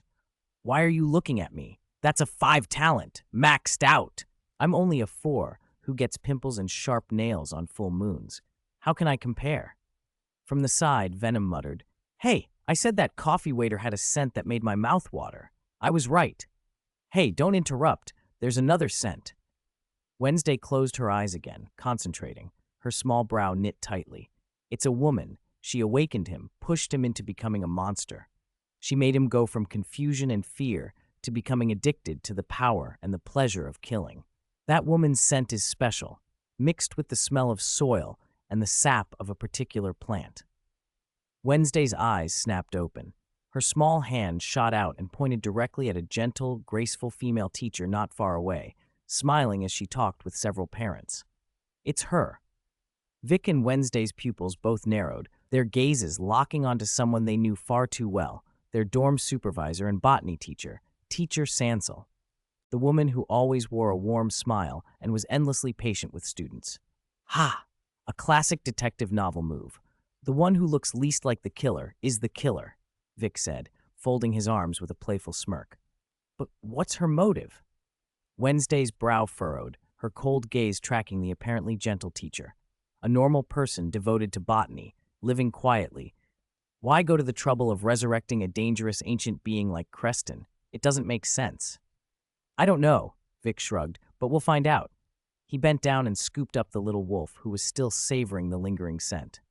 She can even smell motive? A crack of disbelief split Wednesday's usually calm expression. For once, she felt a faint, rare disdain for her own psychic gift. Vic, familiar with how extraordinary her nose was but not the principle behind it, said in a perfectly casual tone, You know, werewolf power, gifted by nature. Cradling Wednesday, Vic approached Teacher Sansel wearing that harmless, radiant smile of his. Good morning, teacher. His voice was light, as if he had bumped into an acquaintance. Teacher Sansel turned, surprise flickering over her face for a moment. She didn't seem to expect Vic to come over, but she quickly returned her gentle smile. Oh, good morning, Vic. It's Parents' Day today. Are you enjoying it? Her gaze fell on Wednesday in his arms with polite curiosity. Oh, she's like a little niece of mine. Vic offered Wednesday forward with the natural ease of someone showing off a loved one. Cute, isn't she? She's a bit shy around strangers. Wednesday blinked her big eyes and looked perfectly innocent. Teacher Sansel hesitated before reaching out to take the child. Her movement was a little stiff as she held Wednesday, forcing a kindly expression. She really is cute. But she only held Wednesday for a few seconds before returning her to Vic, as if the contact had made her uncomfortable. I have some things to prepare, so I must be going. Her words came quicker, her gaze avoiding Vic's. I hope you and your whole family have a wonderful weekend. Just as she turned to leave, Vic spoke casually, as if continuing small talk. Teacher Sansel, the cherry tomato plant you gave me has started bearing fruit recently. Sansel turned back, puzzled as if she didn't understand why Vic would mention it. Then, congratulations. She forced a dry smile, distracted. Take good care of it. The fruit will be sweeter. Sorry, I really must go. She hurried away faster than usual. Vic watched her go, the smile slipping from his face. How about it, my 16 little nose? He asked, looking down at Wednesday. Any results? Wednesday's small face scrunched, then she nodded vigorously. Her clear eyes filled with disgust and a touch of offended nausea. Uncle Vic. Her tiny voice was absolute. I don't like her. The malice on her. It's so thick it makes me want to throw up. It's like there are so many terrifying things hidden under rotten soil. She waved her small hand exaggeratedly in front of her nose, as if chasing away the invisible stench. Vic's expression darkened. The little wolf's instincts and sense of smell were never wrong. That dense malice, hidden beneath a gentle exterior and nauseating even to a pureblood cub, was the final proof. Teacher Sansel, their dorm supervisor and botany teacher, was the one who had awakened and manipulated the Hyde, and who had orchestrated all this chaos and death. 71. The truth told by Smellvik came back carrying the little one, whose face still bore a small, offended pout from being doused by that rotten malice. As he approached, Laurel Gates, the botany teacher who had rushed off only moments before, glanced back. Her eyes landed on the child in Vic's arms with an oddly probing expression. She already sniffed out the motive for the crime? She murmured. It was astonishing. How could a sense of smell untangle such complex emotional knots and plans for revenge? It was more ruthless and more straightforward than Wednesday's own psychic insights. All right, Wednesday. Vic said it like a cue, then grinned and playfully pinched the soft little nose of the creature in his arms, the one labeled 13. Show your particularly curious auntie a proper demonstration. He put on the performance as if on purpose. The Addams girl gave him a flat look and with a practiced little motion, jabbed him sharply with her elbow in the ribs. Hiss! Vic yelped and nearly dropped the pup. The little creature sniffed delicately, as if reassessing the rich and complicated scent record before it, then began to play back what it had smelled in a crisp, childlike voice that nevertheless delivered the facts with chilling precision. All right, let me put this in order. Good grief, this plot is so cliched. It even mimicked an adult complaint.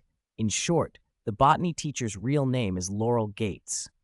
Over a decade ago, her father forced her brother, Garrett Gates, to poison the prom, intending to kill everyone from Nevermore. Wednesday's brow creased minutely as the creature continued. Then Garrett saw his goddess being intimate with a man with a small mustache. The pup's little nose wrinkled, as if it disliked the sourness of the memory. Why does this smell so familiar? Wednesday's mind flashed to the signature little mustache, her father's. Could this be the case where a man had been convicted of murder and later freed for lack of evidence? A few months ago at the Weather Vane, Detective Donovan had called her father a murderer, worried she'd had things steal the police file that night. The little one went on. Blinded by rage, Garrett ran to confront them. The poison flasks he carried broke and soaked him. In the end, he was impaled through the chest by his goddess. Wednesday's heart jumped. The file Thing had stolen said Gomez stabbed Garrett to death. It made no mention of Morticia. So this is how it went. Morticia may have stabbed Garrett in self-defense with a sword, and Gomez, who was present, took the blame. No wonder Mother loved Father so fiercely. After Garrett's death, his mother hanged herself. His father drank himself to death. His sister, Laurel, was sent overseas, and the news later said she drowned. The pup recited the sequence of tragedies with the same flat tone it used for facts. Tsk. Vic shook his head with a mixture of pity and disgust. A human tragedy, but serves them right. They wanted to drag the whole school down with them and only ended up bringing ruin on themselves. Who can they blame? Wednesday nodded once, as if agreeing, and the pup went on. But Laurel didn't die. She faked it. She hid her identity and slipped back into Nevermore to get revenge. She found a way to resurrect her ancestor, Joseph Crackstone, using something called 10, intending to use his power to destroy everything. She got help from those people in bird beak masks, found Crackstone's buried coffin, then used the Academy archives to locate Hyde's descendant, Tyler Galpin, and gave him a potion that brought Hyde out. When she enrolled as the teacher, she started her plan, making Hyde kill repeatedly to collect the sacrifices needed for the resurrection. All she needed now was the blood moon and the blood of the Addams family, along with those sacrifices, to fully revive Crackstone. When the account ended, the pup sighed in relief, like someone who had finished a tedious but necessary recital. Its big, clear eyes searched Vic and Wednesday, waiting for a reaction. Silence fell. The flood of information and the eerie way it had been revealed left everyone a beat behind. Vic was the first to break it. He clicked his tongue, sneered as if watching a tawdry late-night melodrama, and said, "How to put this? Isn't this just the old, everyone dies, orphan girl fakes her death, comes back vengeful plot? So outdated, even short video platforms would roast this for being cliché." Wednesday ignored his snide remark. The light in her dark eyes sharpened as the clues snapped together into a perfect icy chain. Motive, method, target. Her gaze slid toward the direction Laurel Gates had vanished in, and something like killing intent condensed in the air. "My blood. The blood of the Addams family." She repeated the decisive line softly, the corner of her mouth curving into that familiar, cold smile. So that's it. That's what Goody Addams meant when she said, "I am the key." Vic's grin widened into something almost unhinged. He idly stroked the furry head of the pup in his arms. The little creature purred, and its fluffy tail spun like a propeller. "Well then, her cards are all on the table. It's an open hand now." He sounded pleased, like a gambler who'd finally read an opponent's bluff. "Now the initiative is ours. I'll help you too." Mavis rolled up her sleeves, revealing pale but eager arms. Her teeth gleamed, ready for the fight. "No, Mavis." Vic waved her off with an arrogant smile. "You stay and protect the family. Watch me put on the show." He lifted his chin proudly, eyes bright with manic excitement. "I'll give everyone a performance they'll never forget." His words cut the silence when another voice intervened, flat and utterly calm. "I think you'd better hurry." The voice was too familiar. So familiar it made the skin on Vic's arms prickle. He spun around and froze. A figure stood there in a pure white gown, pale skin, hair combed white and neat, eyes icy and unyielding. It was Wednesday Addams, or a perfect mirror of her, only bathed in blinding, holy white instead of her usual Gothic black. The sight shocked Vic so badly he let out a strangled cry and leaped toward whoever was closest to him. That nearest person happened to be the real Wednesday, in her black morning dress. Vic clung to her like a man in a panic, practically hanging off her. Pinned between Vic and the pile of bodies, Wednesday gave a small, flattened whimper. "Awoo! What is happening?" The girl used as Vic's human cushion demanded in a voice cold enough to crack stone. She tried to wrench free from his grip, but Vic held on too tightly. "Don't you see?" He was shaking as he pointed at the white figure and babbled, "A white Wednesday! Alive! Good grief! Wednesday, did you secretly drink my 9, a split personality? Is this your sweet side or your evil side that's out?" He sounded like a man who'd just seen a ghost. "Get off me!" Wednesday hissed, but the panic and the smell of Vic pressed against her. A faint sweetness, like chocolate, and the familiar, indescribable odor that was Vic's own scent, laced with wild energy, were forced into her nostrils. The notes brushed her like a feather across the surface of a still lake, and somewhere deep in her chest, a tiny tremor answered. 72. Startle the snake in the grass Wednesday, pressed the thumping in her chest down. A white version of herself? Could it be? She deliberately, but unquestionably, peeled Vic off of her. Sandwiched in the middle and nearly becoming a wolf cub snack, she finally inhaled a deep breath.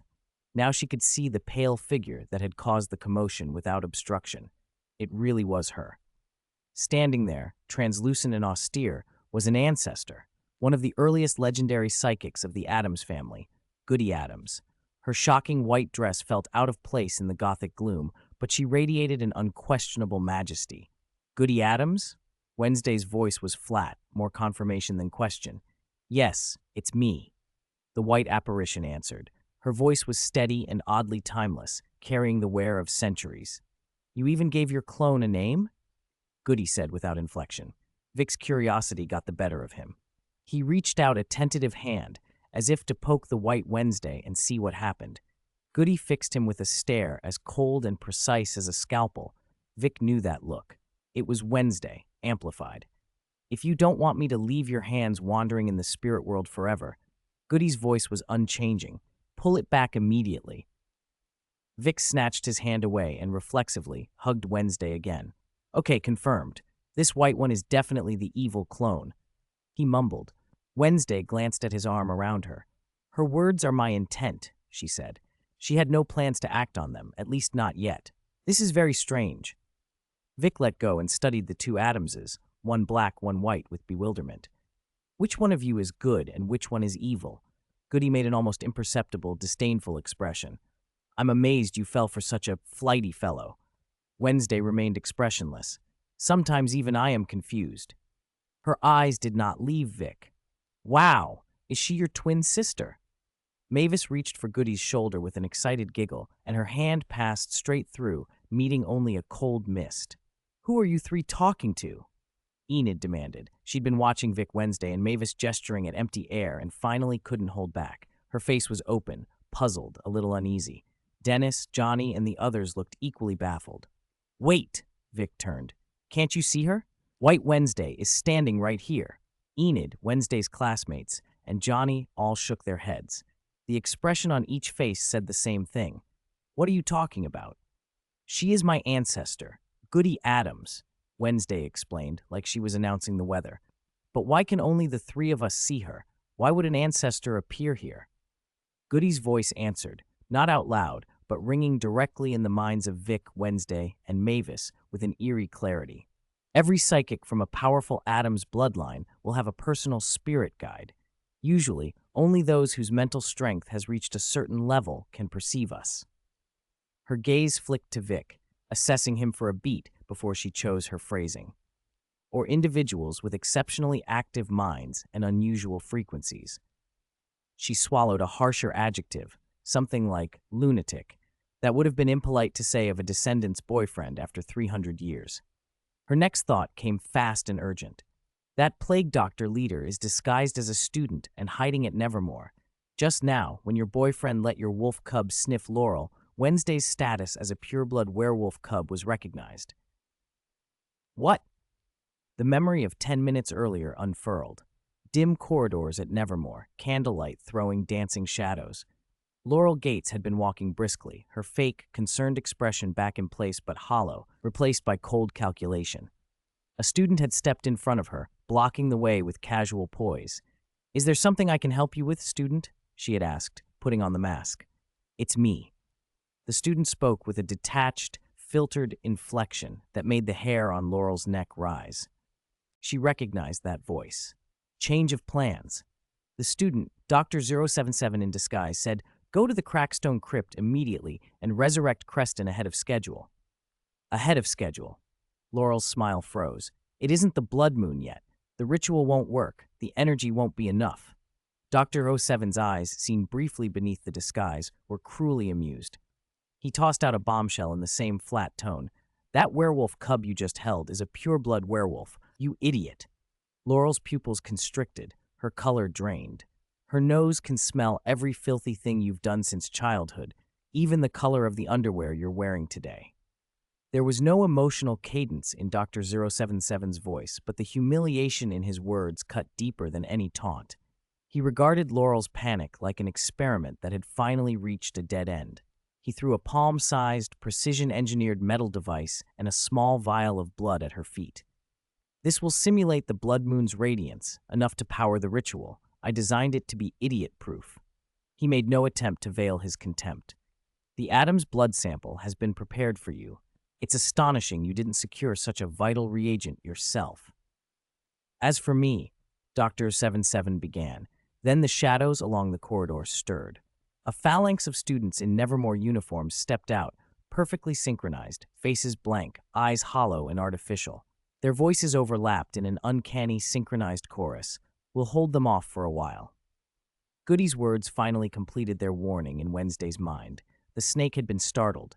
The enemy would take desperate measures. We have to go to the Crackstone Crypt now, Wednesday said, resolved. They're going to force the resurrection early. Nice, Vic whistled, not afraid so much as thrilled. Starting the boss fight early? I like it.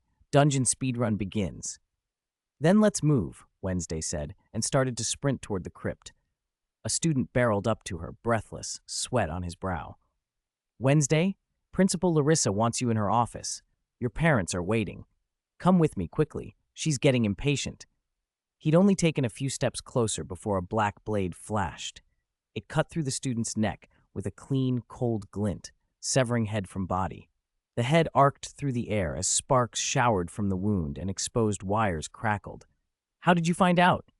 The head continued to speak, its voice mechanically synthesized and utterly calm, even while it hung mid-flight. 73. Handmade crafts. Under the slick, pitch-black symbiotic sheen, Vic finished reshaping himself. He caught the still sputtering mechanical head with steady hands, the other hand, momentarily a blade snapping back to flesh. He hefted the head like he was weighing a basketball, tilting it to inspect the exposed circuits. That crooked smile, equal parts curiosity and madness, spread across his face. "Sk," he said. Seriously, pal, over 70% of the students at Nevermore Academy have bought my personalized self-defense crafts. On my client list, you don't look like you're one of them, do you? The mechanical head's synthesized voice never wavered. If anything, it carried a hint of mockery. What if I'm one of the other 30%? Vic's smile widened until his teeth flashed coldly. Aha!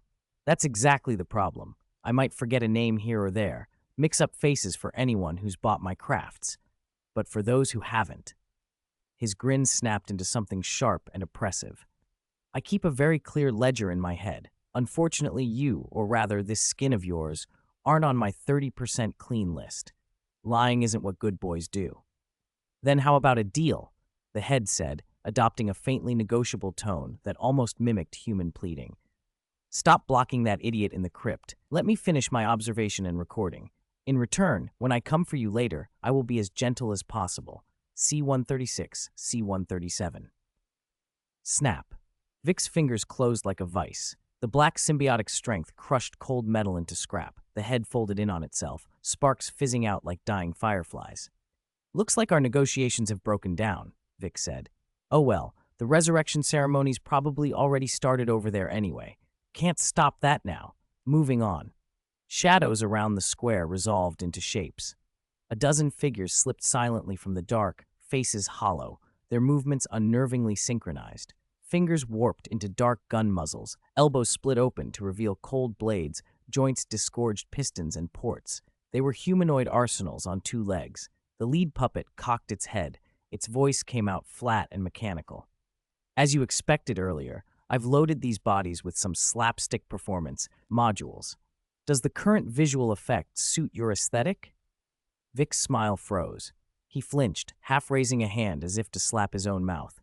Damn it, he muttered under his breath, annoyed. That's what you get for flapping your mouth.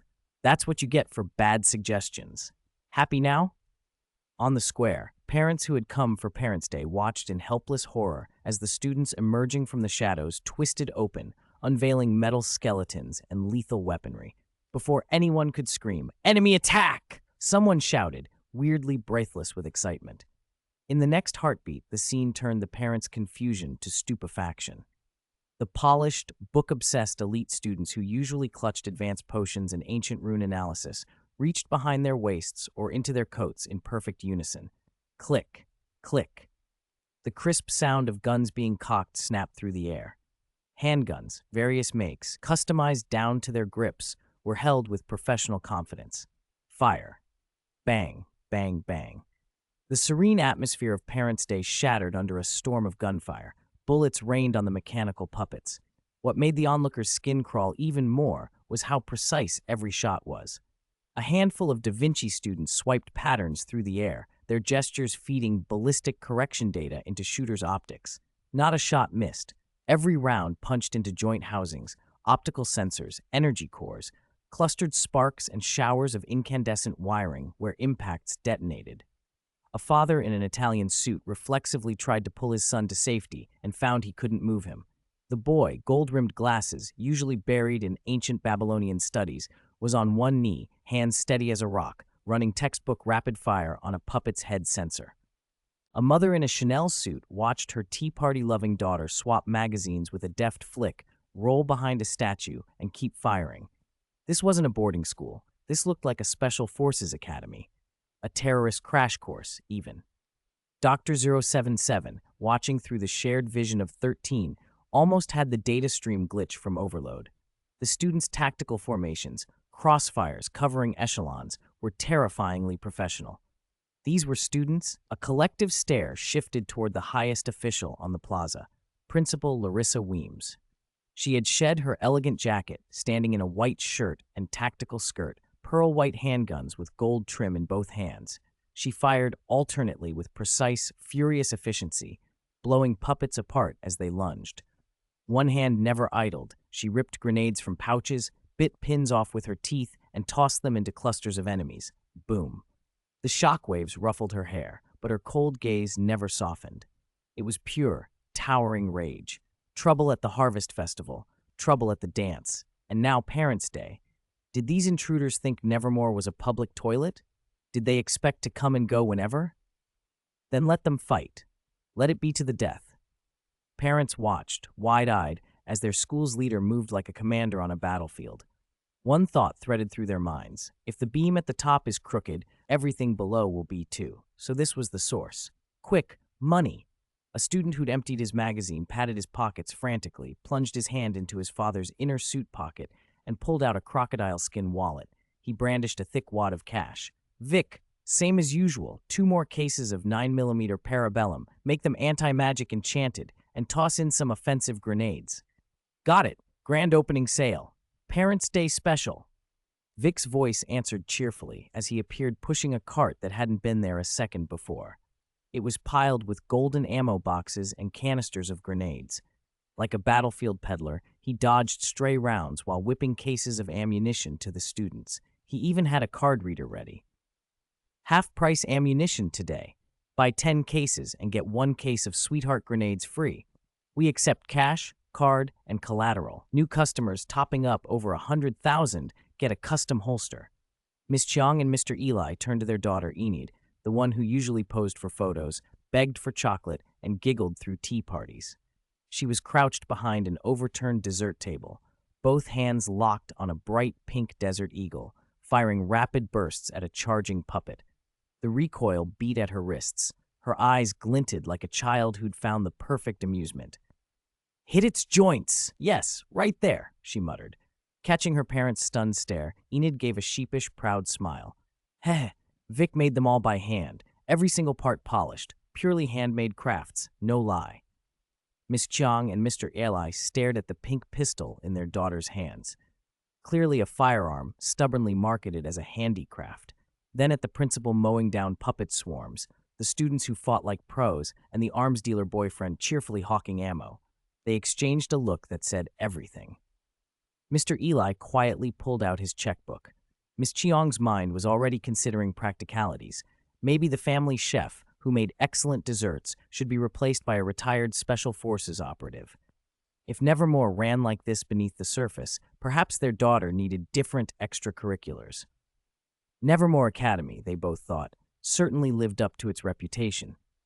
The central plaza of Nevermore Academy had dissolved into a surreal, violent battlefield. Gunfire, explosions, and the tearing of metal drowned out what should have been warm greetings.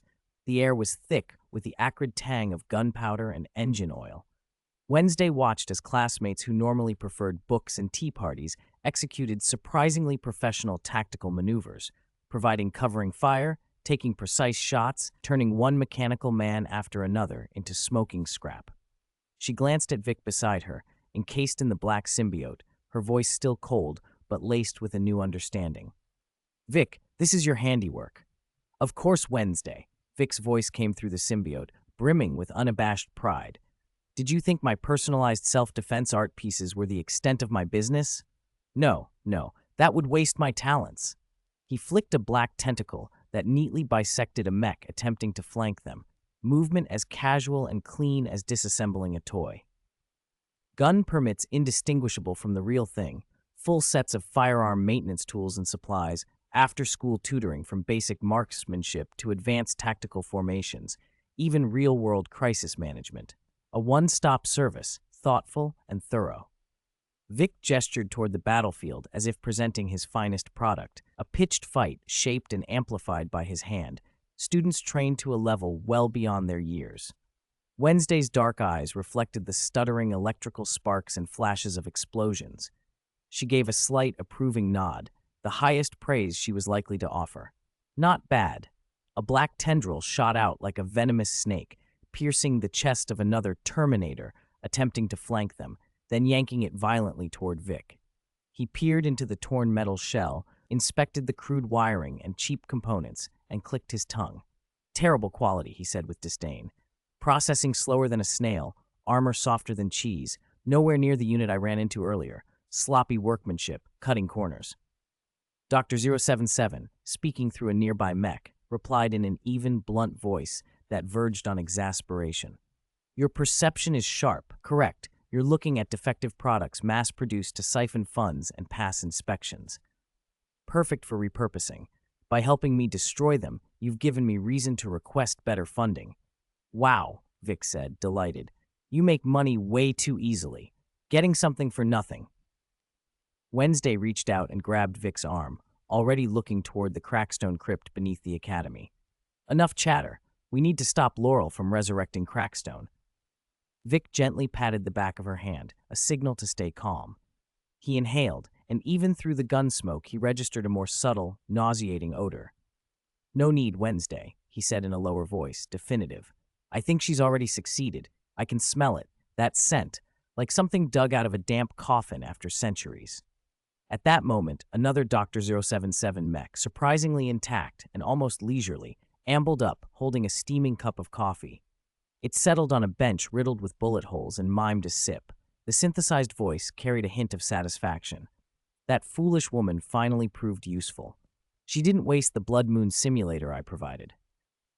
Vic's curiosity flared. He pointed at the cup. "Wait, you tin can you even taste anything?" "This chassis is a high-end custom model. Its sensors far surpass the unit you first encountered," the mech replied patiently, as if demonstrating a prized feature. "It's equipped with high-precision chemical sensors that collect taste signals and transmit them for real-time analysis. I've always believed machine biology integration is the ultimate evolutionary direction. There's no pain signal blocking. A pure, non-sentient machine hardly counts as true evolution." The mech's tone carried, for a moment, the smallest flicker of something like camaraderie. "In my research on machine biology coexistence, I hit a bottleneck, until I observed C-137, your little black monster. It showed me new possibilities, so—" Whoosh boom! Vic didn't wait to hear more. He hurled the mangled remains of a mech he'd just torn apart at the explaining unit like an impatient child tossing trash. The Dr. 077 mech swatted the debris aside with a practiced motion. For the first time, its synthesized voice wavered with displeasure. "Did no one ever teach you not to interrupt? Very rude." Vic flexed the symbiote-covered wrist until it cracked audibly. His tone grew dangerous and gleeful. "Sorry, I just asked casually. I didn't expect a lecture. I was almost asleep. But from all your nonsense, I learned one thing. Since you don't block pain signals, does that mean—" The symbiote on his fist coalesced into a massive hammer. He stepped forward, voice buzzing with eager madness. If I hit you hard enough, I can make you cry for real, right? A fight felt inevitable. Then a new, ancient aura seeped into the plaza, a thick, rotting stench trailing it. These aberrations are always so rude, like uncivilized monkeys. This world has no place for them. A figure emerged slowly from a shadowed passage at the plaza's edge, the smack of a staff on the cobbles punctuating his words. He wore tattered pilgrim robes that still hinted at past grandeur. His skin was withered and ashen, his eyes deep sunken hollows that radiated a tomb-like, centuries-old decay. Joseph Crackstone had been resurrected. He leaned on a twisted staff, each step carrying the arrogance and contempt of a man who believed himself above everyone around him. Laurel Gates followed, face alight with the triumph of success and near-worshipful devotion. A pack of shameless thieves. Crackstone's hoarse voice swept over the smoke-filled plaza, over students and parents exchanging fire with metal puppets. How dare you steal my land and build a concentration camp on it? It's a school, ancestor, Laurel murmured, obsequious. Silence! Crackstone snapped without turning. He struck the ground with his staff. I did not ask you to speak. You should be ashamed, descendant, letting these aberrations usurp our home, defile the Crackstone bloodline and glory. Vic scratched at his symbiote-covered head, then turned toward the doctor, 077 mech still savoring its coffee, mockery in his voice. Hey, doctor, this was the grand plan? Provide simulators, send in cannon fodder to buy time, and help a psychopathic nut resurrecta. He squinted at Crackstone, taking in the mummy-like, zombie-ish figure, then delivered the punchline with exaggerated disdain. An abomination, one even the lowliest gravedigger would recoil from. When did your scientific taste sink to this level? What research value does that thing have, studying how to emit chronic halitosis? I knew it, Dr. 077 said, his synthesized voice threaded with disappointment and contempt. Resurrecting the dead is never that simple. If the ritual recorded in 9 could truly bring people back perfectly, they would have named it God's Gospel. He let the sentence hang, the mockery directed at his superiors almost audible. But those decaying old men in 16 won't let go. If there's even a sliver of an ethereal chance, they'll cling to it like dogs to a bone. Vic listened from the side with obvious relish and immediately stoked the fire. Hearing that just makes me feel bad for you. If I were you, I'd bide my time and take out those old prunes above you. Why not seize the top spot yourself? Dr. 77's mechanical head swung toward him, his optical sensors fixed on Vic with cold precision. A tempting thought, but such crude reverse psychology. C-136, do you take me for a fool? Doesn't hurt to try, Vic shrugged, flashing a bright, disarming grin. What if it works? Take a gamble. Turn that bicycle into a motorcycle. A heavy crack of a staff on the ground interrupted their little rebellion. Creston's face, so sullen it seemed ready to drip, pivoted toward the 2 junior operatives who were openly mocking him. The withered chest heaved. Are the younger generation all this insolent now? Bluntly scorned by both of them, Creston felt centuries-old blood pressure spike, hotter than any coffin could make it. Vic raised a hand, middle finger slick with the black symbiote, and jabbed it in Creston's direction. Old man, times have changed. If you know what's good for you, crawl back under the earth and keep rotting. Don't come out and make a fool of yourself. Can't you see I'm in the middle of a fight? He gestured toward the still active crossfire around them. Doctor, 077 waved a dismissive hand in concert, his synthesized voice edged with impatience. My observation and data collection are complete. Do whatever you want, just don't bother me. I have important matters to attend to.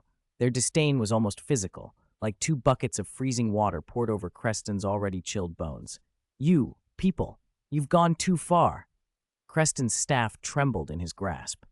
He raised it suddenly. A faint, sickly light flickered in his clouded eyes as he tried to condense a dark spell. Bang! Bang! Bang! 4 deafening gunshots cracked in rapid succession. 4 slugs slammed into Creston's thin chest and the staff he wielded. The force staggered him back several paces, and the faint light he'd gathered winked out. Wednesday Addams stood there, Benelli M4 still smoking from the muzzle. It was the gun Vic had bought her after the Poe Cup. He'd insisted on equal treatment since Enid had a pink Desert Eagle. Wednesday had stepped forward to place herself between Creston and Vic, her black eyes like bottomless pits, staring the ancient corpse down. "Your opponent," she said, voice colder than Siberian wind, "is me. Goody Addams." Creston steadied himself and stared at her. The familiar coldness of that gaze, the face she wore, it all dragged up 4 centuries of hatred. It had been this face that had once driven a sword through his heart and bound him with a curse, keeping him from reincarnating. "What's the matter?" Goody's voice chimed from his side, cool and teasing. Another spirit drifted there, pale and robed in white, the spectral image of Goody Addams herself, arms folded, waiting without hurry. "Just crawled out, and your eyes are already failing? Can't even recognize your enemy." "2 of them." Creston's pupils pinched, rage flaring hotter. "A direct descendant," he spat. "God is blind. How could a vicious woman like you deserve descendants to carry on your line?" Goody didn't flare. Her lips tilted into a faint, lethal smile. "Joseph, you should thank me. If it weren't for the curse I placed, one that preserved the core of your soul and kept some vitality in your corpse, you wouldn't be standing here talking." "Then, by that logic," Wednesday said, the corner of her mouth softening in a mimicry of condescension, "shouldn't I be the one who gave you a second life?" Goody paused theatrically, tapping her chin. "You should call me mother." "Oh, right." Goody pretended to remember, then went on as if discussing the weather. "And now you're an outcast, the most despised kind, an inferi that even the lowest 14 would spit on and call bad luck. How does it feel?" she continued, the words sharp as knives. "This joy of coming back to the living must be unique." Her tongue lashed in a steady, merciless rhythm, striking precisely at Creston's most sensitive wounds. Even Vic leaned in, elbows nudging Wednesday, whispering with amusement. "Wow, your ancestors' insults are practically kindergarten level compared to her. I'm actually feeling a little sorry for him." Wednesday brushed him off without expression, though a flicker of approval and keen attention passed through her dark eyes. Creston staggered under the barrage of mental humiliation. His mummy-like body shook, and a raw, bellows-like roar escaped him, but he couldn't form a full curse. The tiny pool of energy he'd mustered at resurrection seemed to evaporate in the heat of his fury. Driven to frenzy, Creston hurled what remained of his power into the twisted staff and fired a series of sickly green energy bolts at Wednesday. Whiz! Whiz! Whiz! The bolts flashed with ominous trails, detonating where they struck and leaving sizzling, corrosive pits. Wednesday moved like a wraith, drifting through the volley with a dancer's precision. She didn't quicken, she simply tilted and slid a centimeter at a time to dodge each shot. All the while, she calmly reloaded her Benelli, fluid and composed, as if performing a drill. "Your role," she said once she'd swapped magazines and chambered around with a click, addressing Goody's drifting spirit, "was just to bait him so he focuses on me?" Goody shrugged, her pale face faintly resigned. "I can't help it. I'm only a spirit. Physical intervention isn't my strength. But this is the feud between the Addams family and the Creston line that has burned for 400 years. I would like it settled today." Exactly what I had in mind. Wednesday's reply barely left her lips before she fired again. Bang! Bang! Bang! 4 slugs struck Creston's torso with surgical accuracy. The impact threw his withered body backward. The most lethal shot tore away half his skull. Bone and dried brain matter sprayed out, a gruesome and visceral sight, but the ancient corpse still wavered and refused to fall. At the jagged neck, where half the head was missing, there was no blood, only a black void threaded with writhing strands of dark energy. "You have to hit the heart," Goody urged, voice suddenly sharp. "My curse is anchored there. Only striking the heart will detonate the curse and undo him completely." Wednesday's gaze tightened, noting the anomaly. "It looks like he has a special ward around his heart. Just now a bullet was deflected by an invisible force when it nearly hit." She frowned, analyzing. "I need more penetration, or I need to find a weakness in the protection." Then, in the middle of the charged hush that followed, something shifted, a sudden change cut through the air. 76, a torrent of bonds. "Wednesday, look out!" Enid's alarmed shout cut through the air. Almost at the same time, a gunshot cracked, and a tongue of flame spat from the pink desert eagle in her hand. The bullet sliced neatly through a strange, sinister vine bristling with poisonous thorns that had crept up from a crack in the ground and was coiling toward Wednesday's ankle. Be careful, Goody's spectral voice warned. Grave. Crackstone's scepter can manipulate this land's memories and twist all kinds of dangerous natural magic, corrosive vines, earth spikes, mist. Using the environment to kill was his specialty. Such crucial intel. Wednesday deadpanned, sidestepping several stone stalagmites that jabbed up suddenly from the earth. You could have shared earlier. Vic, seeing Wednesday being harried, started to rush forward. The moment he moved, searing laser beams whistled past his symbiotic carapace, leaving scorch marks on the ground. I think, Dr. 077's android voice said in flat synthetic tones, you'd better stay where you are. Your opponent is me. Vic froze. The inky symbiote churned across his skin. He bared teeth that flashed fang-like. Fine. Looks like I'll have to knock down this tin can before I can go help my... No, you're wrong, Dr. 077 interrupted with a hint of amusement. Not you. All of you. Vic's pupils snapped tight as he scanned the edges of the square, the ruins, the broken windows. Shadows bristled with mechanical figures, silent, countless, their eyes glowing cold red. Gun barrels formed from their arms, all aimed at him in the center. There were hundreds, maybe more. A tide of steel that exuded a suffocating pressure. How much funding did you embezzle to crank out so many cannon fodder? Vic cursed, equal parts incredulous and impressed. You bastard who deserves to be strung up on a lamppost. He surveyed the Super Terminator before him, far superior to the models they'd faced at the old assembly, and the dense army of disposable machines behind it. The students and parents around them went rigid. This wasn't a fight they could handle by throwing a few people and some rifles at it. Vic wiped his face. The Venom mask peeled back, revealing his handsome features. He let out a resigned breath, the kind that says there's nothing to lose. You forced this. I didn't want it to come to this either. Then, with theatrical carelessness, he called toward Mavis, who was calmly clipping her nails a short distance away. Mavis, help! Deal with those cannon fodder! Mavis froze mid-clip, lifting her eyes in a deliberately shocked expression. A sly smile spread across her face. What? Asking for help? Didn't someone just say, you protect the family, then watch me perform? She drew her words out like a cat toying with a mouse. Want big sister's help? You know what to do, little Victor. Vic rolled his eyes, then instantly shifted into a syrupy, over-the-top voice that made the air feel sticky. Oh, my most beloved, most beautiful, most kind-hearted, most wonderful big sister Mavis, I'm begging you, please help your cute and pitiful little brother. Pretty please. The words were so saccharine they, for a heartbeat, seemed to dampen the chaos. Wednesday's arm holding the Benelli M4 trembled almost imperceptibly. A chill crept up her spine. Enid's hand flicked and nearly dropped her pink Desert Eagle. She flushed, eyes wide, utterly disbelieving. Even Dr. 077, through its synthetic speaker, sounded stunned. You truly have no shame. Mavis grinned like a cat with cream, eyes crinkled. I love him when he acts shameless. He hardly ever indulges like this anymore. A faint, eerie blue glow washed across her eyes.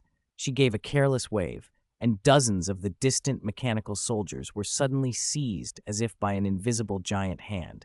With screeches of twisting metal, they crumpled and collapsed into a smoking heap of scrap. Mavis put 2 fingers to her lips and gave a sharp, long whistle.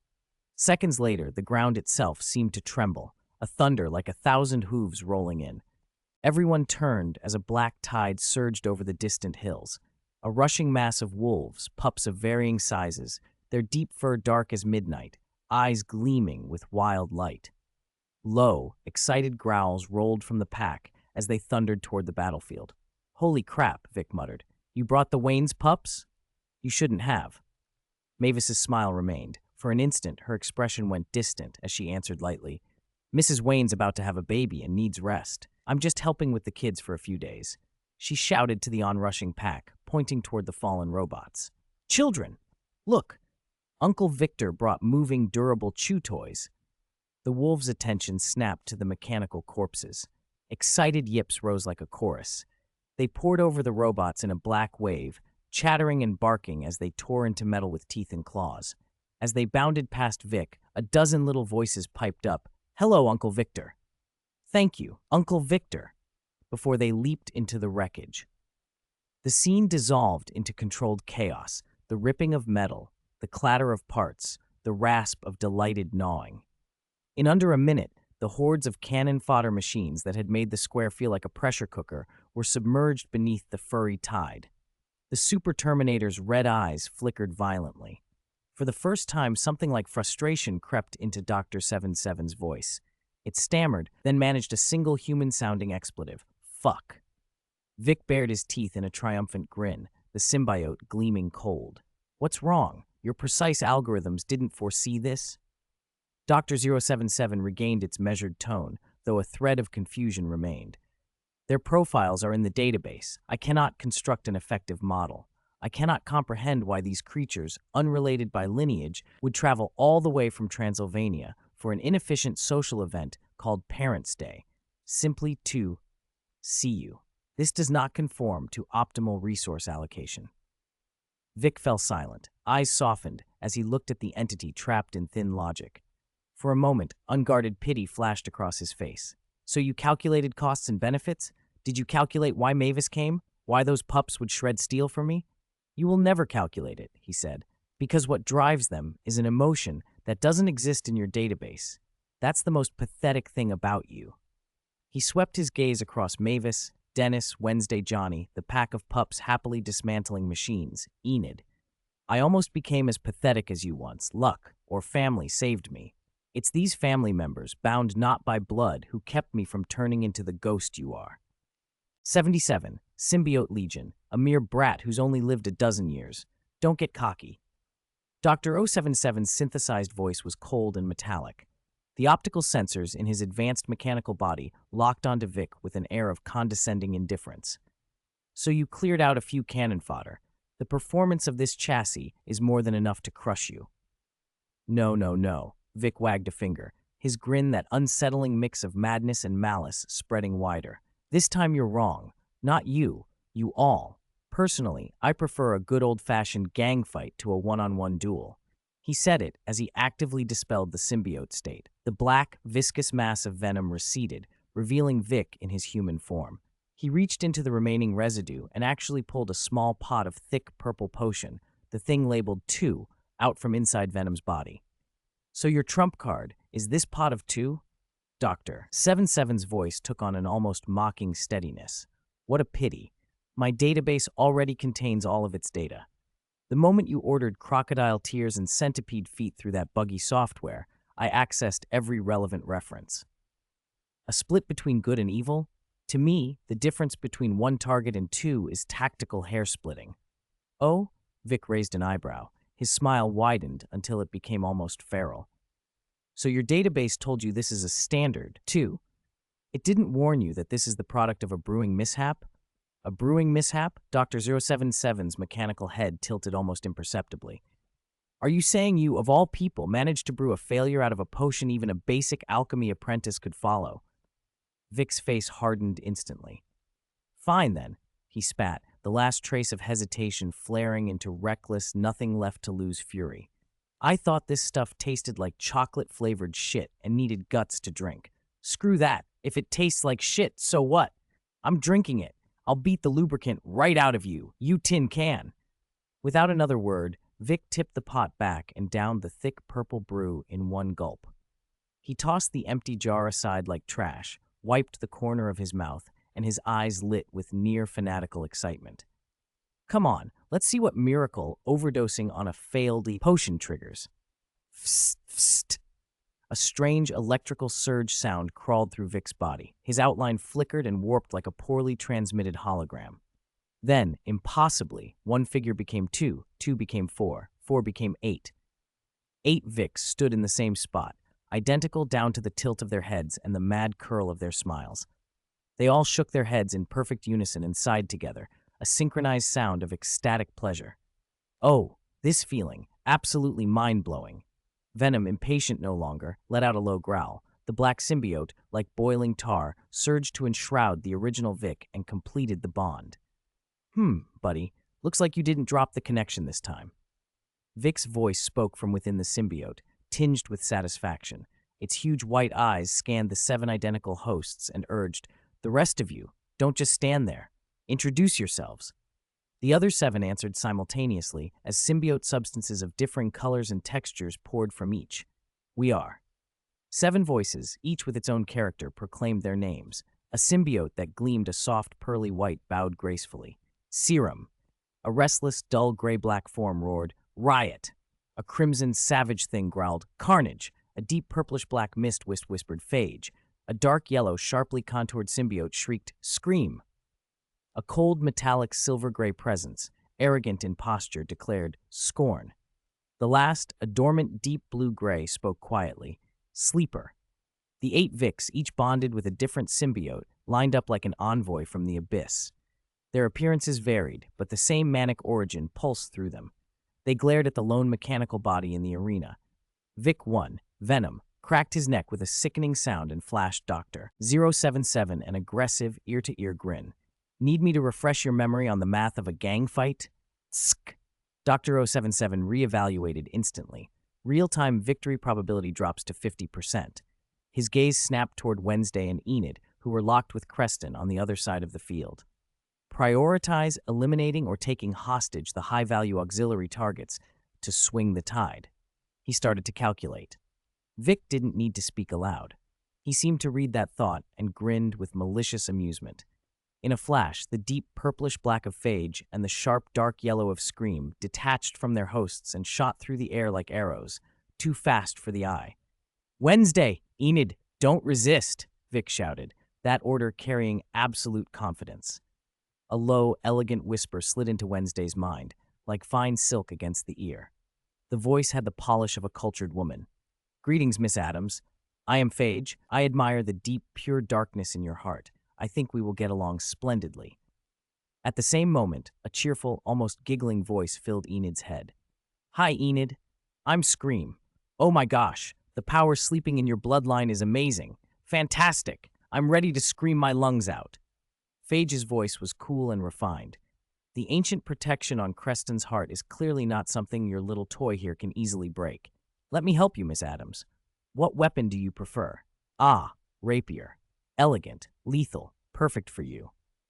Before Phage finished, the purplish-black substance had already flowed over Wednesday like a living garment.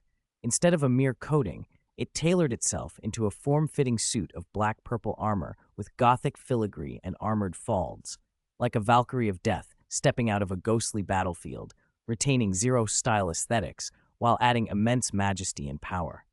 Another strand of the same substance, condensed, extended, and solidified into a slender, ominous rapier that hummed faintly, resonating with her heartbeat as it settled into her hand. Wednesday stood transformed, both terrifying and magnificent. Enid watched with wide, rivalrous eyes. "No need to be jealous," Scream chirped in Enid's mind. "Come on, let me help you unlock the power in your bloodline. It's stronger than you think." Heat surged through Enid from deep within, a shackle snapping open. Bones cracked and elongated, her body swelling as silver-white fur erupted across her frame and claws tore free, fierce, cold, gleaming. In seconds, she had become a 3-meter-tall silver wolf, vast and primal. I can fully transform," she roared, exhilaration in her voice. "Not done yet," Scream shrieked, ecstatic. "Now let's scream together. Let the whole world hear our voice." The dark yellow symbiote, like living magma, flowed over Enid's wolf form. The symbiote bolstered her flesh and swelled her further until she reached a terrifying 5 meters in height. Then, with savage suddenness, another head composed entirely of the yellow symbiote and lined with serrated teeth erupted beside her natural lupine head. Both heads tilted back in perfect synchrony and unleashed a deafening roar. The sound waves, part lupine fury, part symbiote frenzy, blew outward as visible shockwaves. The symbiote two-headed werewolf had been born. The momentum of the battlefield flipped in an instant. "What's your win rate now?" Vic, Venom's white eyes narrowing into dangerous slits, twisted his ferocious head. Inside the mechanized body piloted by Dr. 077 came the dense mechanical sound of calculation, then the cold answer. "Based on real-time data analysis and tactical simulation, the win rate has dropped to 9.7%. Less than 10%? Vic spread his hands in mock disbelief. "Then why are you still stubbornly hanging around? Everyone should go home. Shouldn't you, Tin Can, head back to the factory for maintenance?" The mech fell briefly silent, Only the faint hum of its cooling systems answered. Then Dr. 77's synthesized voice returned, now threaded with something dangerously human. From a purely rational perspective, immediate retreat minimizes losses and is the optimal solution. But blue plasma lanced from seams in the armor. The back thrusters roared to life. Weapon bays unlocked in a single furious cascade. Shoulder missile pods, arm pulse cannons, the high-speed chainsword on the wrist, all snapping to maximum combat readiness. Facing a precious chance to possibly break through current technological limits and glimpse the secret of perfect integration between biology and machinery toward the higher possibilities of human evolution, I pursue. The voice climbed into a trembling fervor. This less than 10% chance is worth betting everything. I'm taking the gamble. The mech blasted forward like a streak of silver lightning, a trail of fire licking its wake. The shoulder pods spat 6 micro high-explosive missiles in a fan. Ha! Gutsy! Vic laughed, manic. Venom didn't dodge. The symbiote's massive form arched and slammed forward like a living cannonball. At once, the 5 others moved. Serum, pearl white and elegant, sidestepped with a glide, arms shifting into 2 smooth-curved shields that took 2 missiles squarely. The explosions reflected cleanly off his lustrous armor. He walked away unscathed. Riot, ash-black and roaring, let his right arm liquefy and bulk into a colossal black warhammer, which he swung viciously at the mech's knee, sparks flying. Carnage, the scarlet savage, whirled into a crimson maelstrom and darted behind the mech, dozens of tentacles hardening into jagged spikes to rake at thrusters and energy conduits with metal-on-metal screams. Scorn, silver gray and tactically precise, kept distance, morphing her arms into biological cannons that spat rotating bone spikes with corrosive properties, harassing the mech's optics and weapon mounts. Sleeper, deep blue, melted into shadow, leaving viscous, clinging slime wherever it slid, gumming up treads and joints and crippling maneuverability. On the flanks, the 2 former hosts who'd been stripped of their symbiotes were far from idle. The ex-Phantasm host knelt, cradling a modified, absurdly long-barreled anti-material rifle. Through a thermal scope, he locked onto the mech's head sensor. Each shot tore the air with a thunderclap and a blinding muzzle flash, forcing Dr. 077 to split attention and evade. The ex-Howl host ran about firing twin Uzis in a torrent of bullets, grinning and shouting over the noise. "Hey, tin can! Taste this! Buy bullets! Get chocolate-flavored coating! Limited edition!" On the other front, a different storm hit Crackstone like an avalanche. A 5-meter-tall chimera, Enid fused with Howl, charged like an animated wrecking ball. Silver and black, 2 wolf heads roaring as one. Enid's head had the sharp, merciless gaze. Each swipe of her claws could cleave earth and vine. Howl's head unleashed high-frequency sonic blasts that shattered the stony spires Crackstone hurriedly summoned. Corrosive thorned vines and earth spikes erupted, but the twin-headed colossus tore through them as if they were nothing. Enid and Howl moved in perfect, brutal harmony, hacking a straight, open path through the battlefield, a path for Wednesday.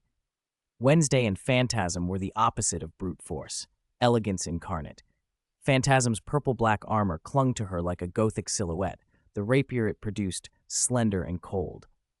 She ghosted along the route opened by the Chimera, steps light as a poem of death. When Crackstone hurled pale green energy orbs in a desperate flank, Wednesday barely moved. A slight flick of her wrist traced flawless arcs and her rapier's tip tapped each orb. They popped like punctured balloons. No explosion, no ripple. Her gaze never wavered from Crackstone's withered chest, where dark energy flared around his heart. That stare was colder than the blade itself. Crackstone, normally unshakable, took a step back, panic flitting across his decayed face. All his famed natural magic seemed feeble against the raw savagery in front of him and the surgical precision of Wednesday and Phantasm.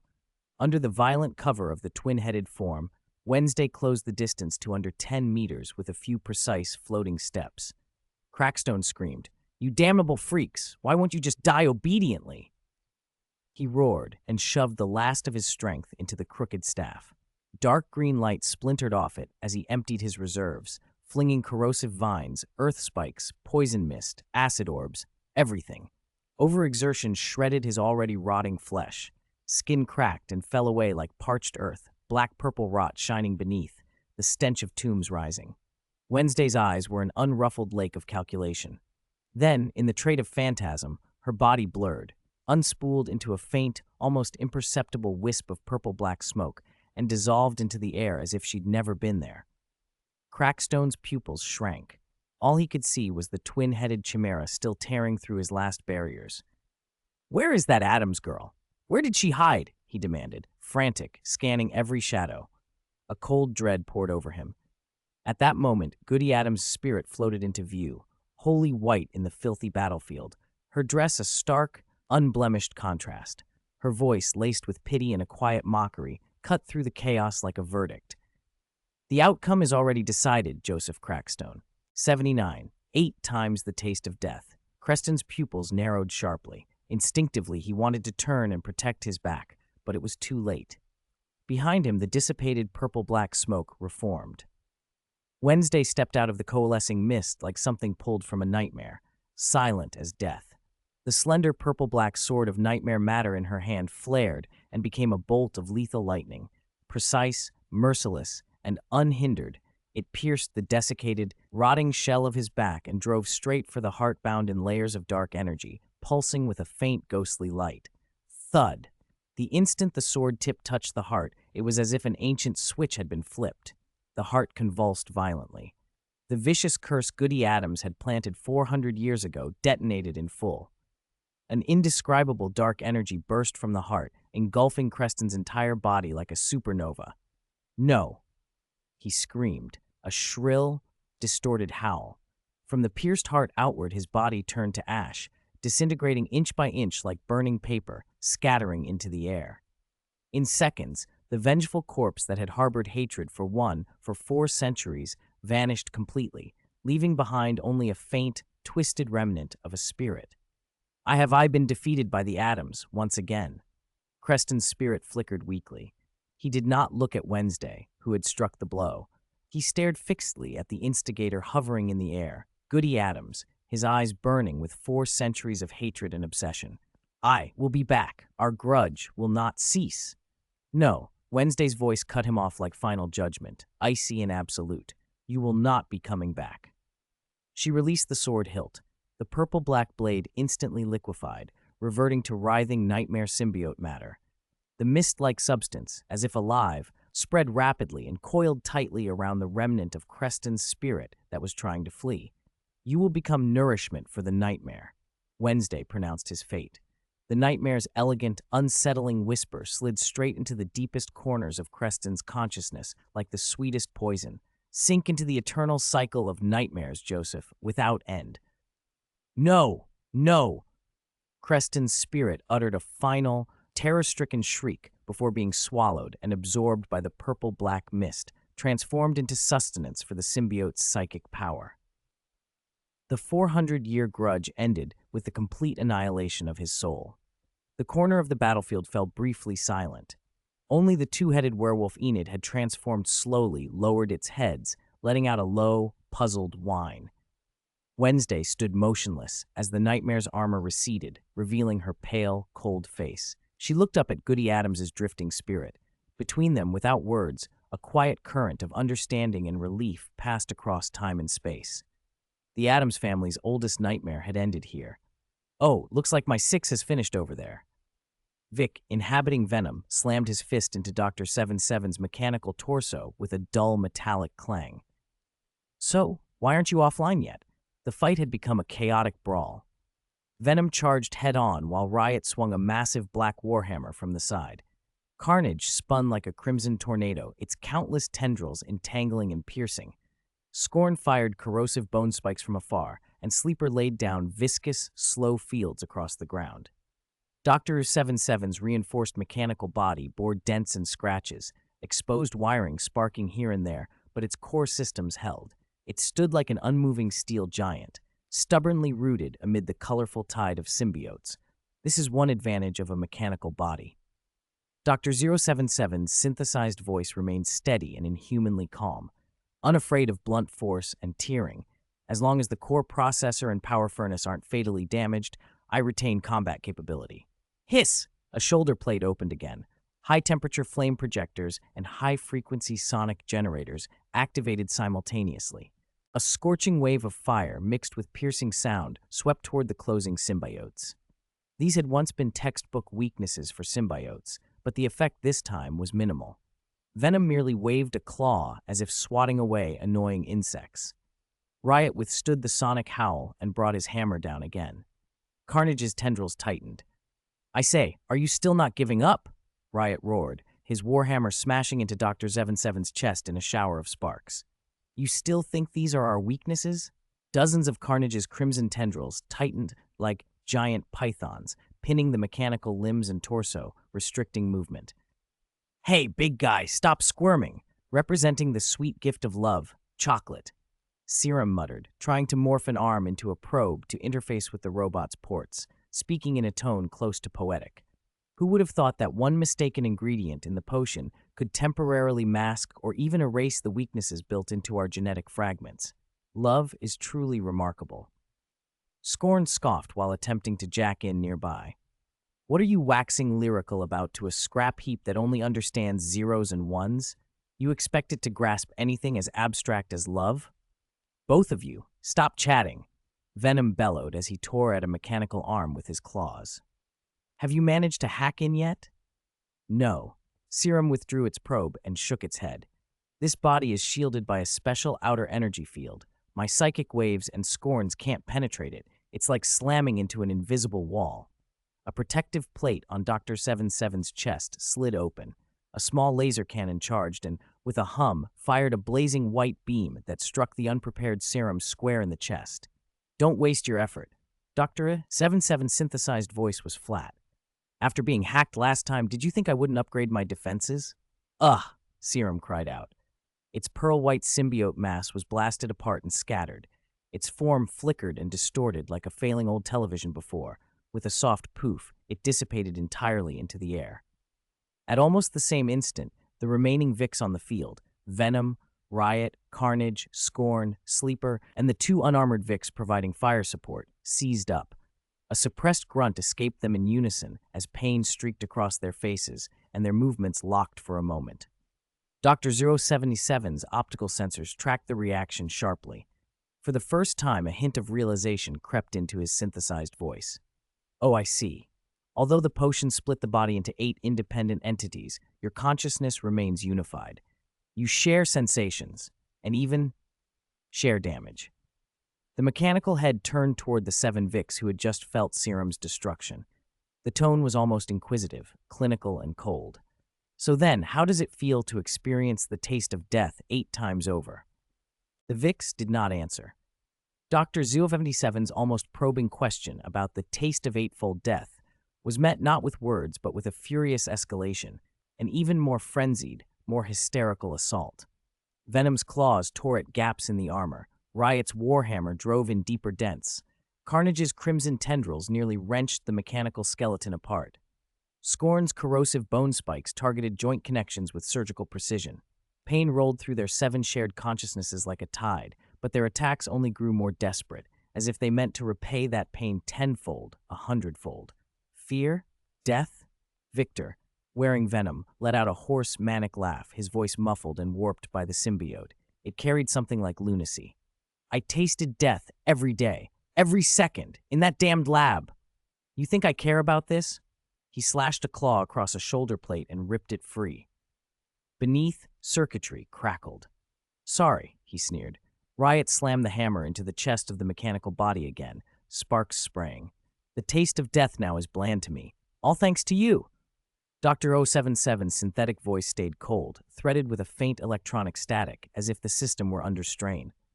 "I blocked the pain transmission channels long ago. Anti-intrusion systems are fully active. Your attacks are bland to me." A mechanical arm parried Carnage's entanglement and fired elbow thrusters that shoved Riot back a half step. "Before you can truly damage my core, I have ample opportunity to complete." Something stopped him mid-sentence. An anomaly occurred. His intact mechanical hand lifted against command, the palm energy cannon whining as it charged. The muzzle did not point at an enemy. It snapped toward his own head. Whir! Boom! A searing blue beam struck the side of the mechanical head at point-blank range. The whole body convulsed. Head armor blackened and melted. One optical sensor exploded, leaving the other flickering an unstable red. Alert! Body damaged. What's happening? For the first time, Dr. 077's voice showed shock and a jagged edge of anger. I've been invaded. System self-check. No traces of external data stream forced intrusion detected. He ran internal diagnostics. Defense systems reported intact. No external hacks. No breaches. That feeling a moment ago, it was as if I wanted to attack myself. The remaining optical sensor pulsed, the controller's confusion and disbelief plain in the robotic tone. What kind of joke is this? Around him, the symbiotes that had been savaging the shell paused. Their feral faces shifted into strange, satisfied grins. Venom's shoulders rose in a low, pleased growl. Finally, he said. A slow, almost sleepy voice drifted out from the deep blue-gray mass hovering at the battle's edge. Sleeper. It rose, calm and inscrutable. Those placid eyes now seemed like bottomless whirlpools, fixed on the bewildered Dr. 077. If I were dealing with a purely mechanical consciousness, only zeros and ones, there wouldn't be much I could do. Sleeper's tone never hurried, but when it spoke, the words came loaded. But I never expected you would be a biological consciousness remotely controlling this shell. Then you are truly out of luck. It rippled, the symbiote's surface shivering as it let loose an intangible, heart-stopping mental field. Playing with, influencing, even manipulating biological minds, that is my specialty. No amount of shields around this tin can, no firewall or anti-intrusion protocol. Sleeper's voice was like a verdict, bypassing physical defenses and reaching for the distant controller himself, are any defense against suggestions aimed directly at the mind. Sleeper drifted closer until those deep eyes fixed on the remaining sensor. Its lazy voice carried a pressure that was almost persuasive. Now, heed my suggestion. Self-destruct your core, then kill yourself. Simple words. But they hit the distant controller's consciousness like an irresistible command. The battlefield went strangely still. Every gaze turned to the damaged shell as whatever link connected Dr. 77 to his true body came under assault. Core self-destruct command confirmed. Countdown, 5 seconds. The mechanical voice reported the sequence with cold finality.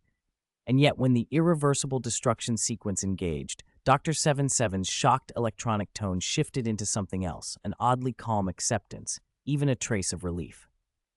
Victor Black, he said through the rising whine of the pre-explosion systems, unnervingly clear. Congratulations, you've won again. He paused as if gathering whatever remained of his strength. Then the tone slid into something almost gleeful. However, he said, our game isn't over yet. If you can survive, we'll continue next time. What trick are you trying to pull now? Several Vics muttered in unison. The composed calm before a death like this felt wrong. Then a faint sound, crisp and clear, came from inside the mechanical carcass, the similar pop of a fuse melting. Dr. 77 had added one last module to the sequence, perhaps a final anti-intrusion safeguard. 5. The countdown ate away. The Vics instinctively braced. Symbiote material surged as they took protective stances. 4. Dr. 77's remaining optical sensor glowed steady red, as if seeing into some far-off future. 3, 2, 1, 0. There was no cataclysmic roar, only a concentrated whir. Then boom! Energy compressed and released in an instant. A blinding white flash swallowed the shell's outline. Scorching flames and a shockwave tore outward. Metal sheared and became shrapnel. Dust and hot ash hung in the air. The Vics waved the residue from their faces and stared at the epicenter. Riot tried to shrug off the grimness with a joke. Probably just last-minute tough talk, he said. Pure trash talk to make himself look less pathetic. He never finished the sentence. Something else had traveled out from the explosion. It wasn't a sound or a gust of heat so much as a high-frequency, intangible pulse, a ripple that swept across the battlefield. It was silent, but carrying a precise interference, a repulsive force aimed at symbiote life itself. All the symbiotes, Venom's pitch black, Serum's pearly white, Riot's gray-black, Carnage's crimson, Scorn's silver-gray, Nightmare's purple-black, Howl's dark yellow, Sleeper's deep blue-gray, felt it simultaneously, an instinctual, violent tremor. Wait, this doesn't feel right, Venom growled first, eyes widening. The others felt the same lethal threat and clung harder to their hosts. Too late. The invisible wave pierced every defense and struck at the heart of their existence. Motherfucker? Curses erupted in their collective minds. Under the Vic's horrified gazes, symbiote matter lost cohesion as if a strong wind had flattened sandcastles. Pop, pop, pop. In a series of soft, tearing sounds like bubbles bursting, the symbiotes were forcibly expelled from the Vix. The 8 masses of living substance, black, white, gray-black, crimson, silver-gray, purple-black, dark yellow, deep blue-gray, fell away, exposed to the air and suddenly fragile-looking. The Vix, stripped naked of their symbiotes, staggered, drained and hollowed, barely able to stand. They stared at one another, shock and confusion mirrored across their faces. The battlefield fell into a stunned silence. Ember dust drifted down. Dr. 77's final gift had taken effect.